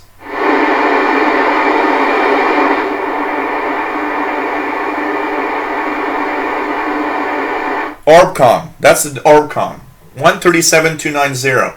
S4 right now. It's actually moving my needle on my receiver. It's kind of a digital mode. It's kind of a digital hash. So I don't know if you guys have heard the difference, but it's so close in the similarity noise that I'm not sure. There's another one on.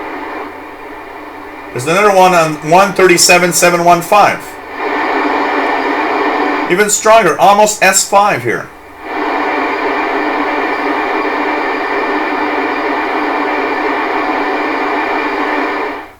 It's pretty amazing. I'm just going to check here if there's anything for that Meteor thing. What else do we have here? Okay, coming up, CO6, CO55, another CubeSat. Cosmos 2454.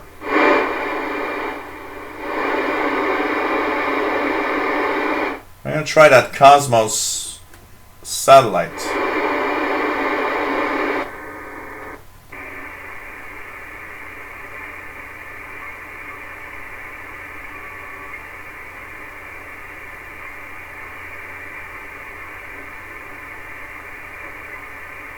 Sad because I really wanted to try to show you guys what a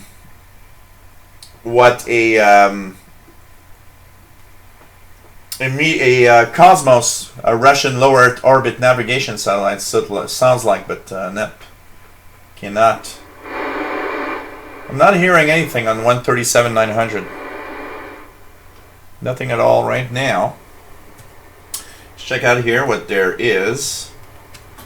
137. What else do we have here? CO55 coming for a pass. Strand 1. What does that one do? Strand 1. Let's check out Strand. Strand 1 has, this one has GMSK. Some kind of digital stuff. Really weird. But you gotta, yeah, it sounds like radio teletype, by the way. You know, Cosmos, if you hear it, really sounds like some kind of radio teletype, but it's telemetry, basically. Like B-Boy DMP watched a separate video with the Cosmos satellites. So if you guys want to know what it sounds like, there's videos here on this channel that have Cosmos satellites, by the way.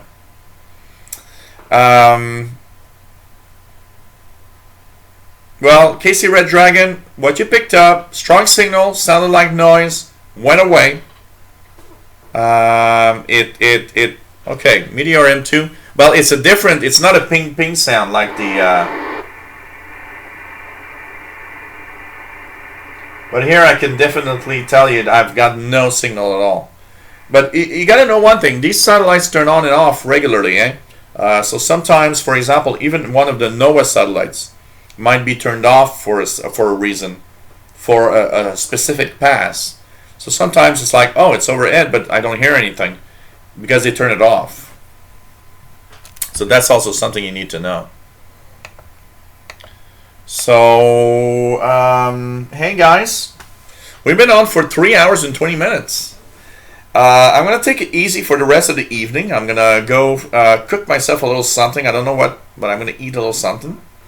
Tomorrow is a shortwave show, so I hope you can be here tomorrow also.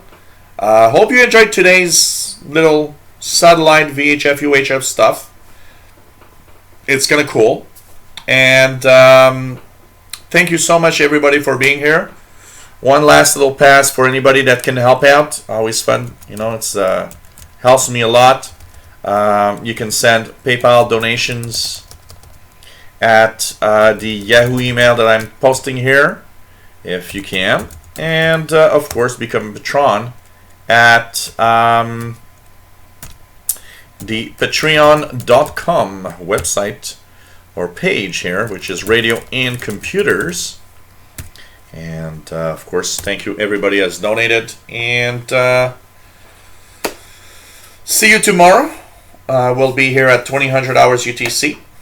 We'll talk about the amateur radio band, and I don't think, Mick, that I'm going to use a microwave, so it might not be possible to tune to it.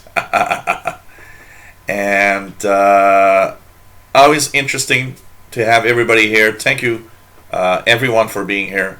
It's much appreciated. And tomorrow, 2000 hours UTC, shortwave show, amateur radio bands. We'll have a lot of information there again, and we will, of course, try to entertain you as much as possible. We'll tune the bands also, for sure. I can tell you that.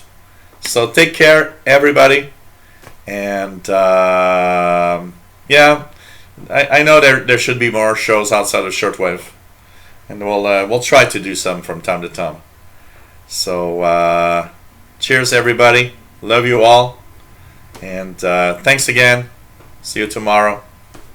And yes, I will try that to listen to that set. So take care, everybody. And yes, there will be more of these SAT shows. There will be more, I promise. Take care, everyone. Bye-bye.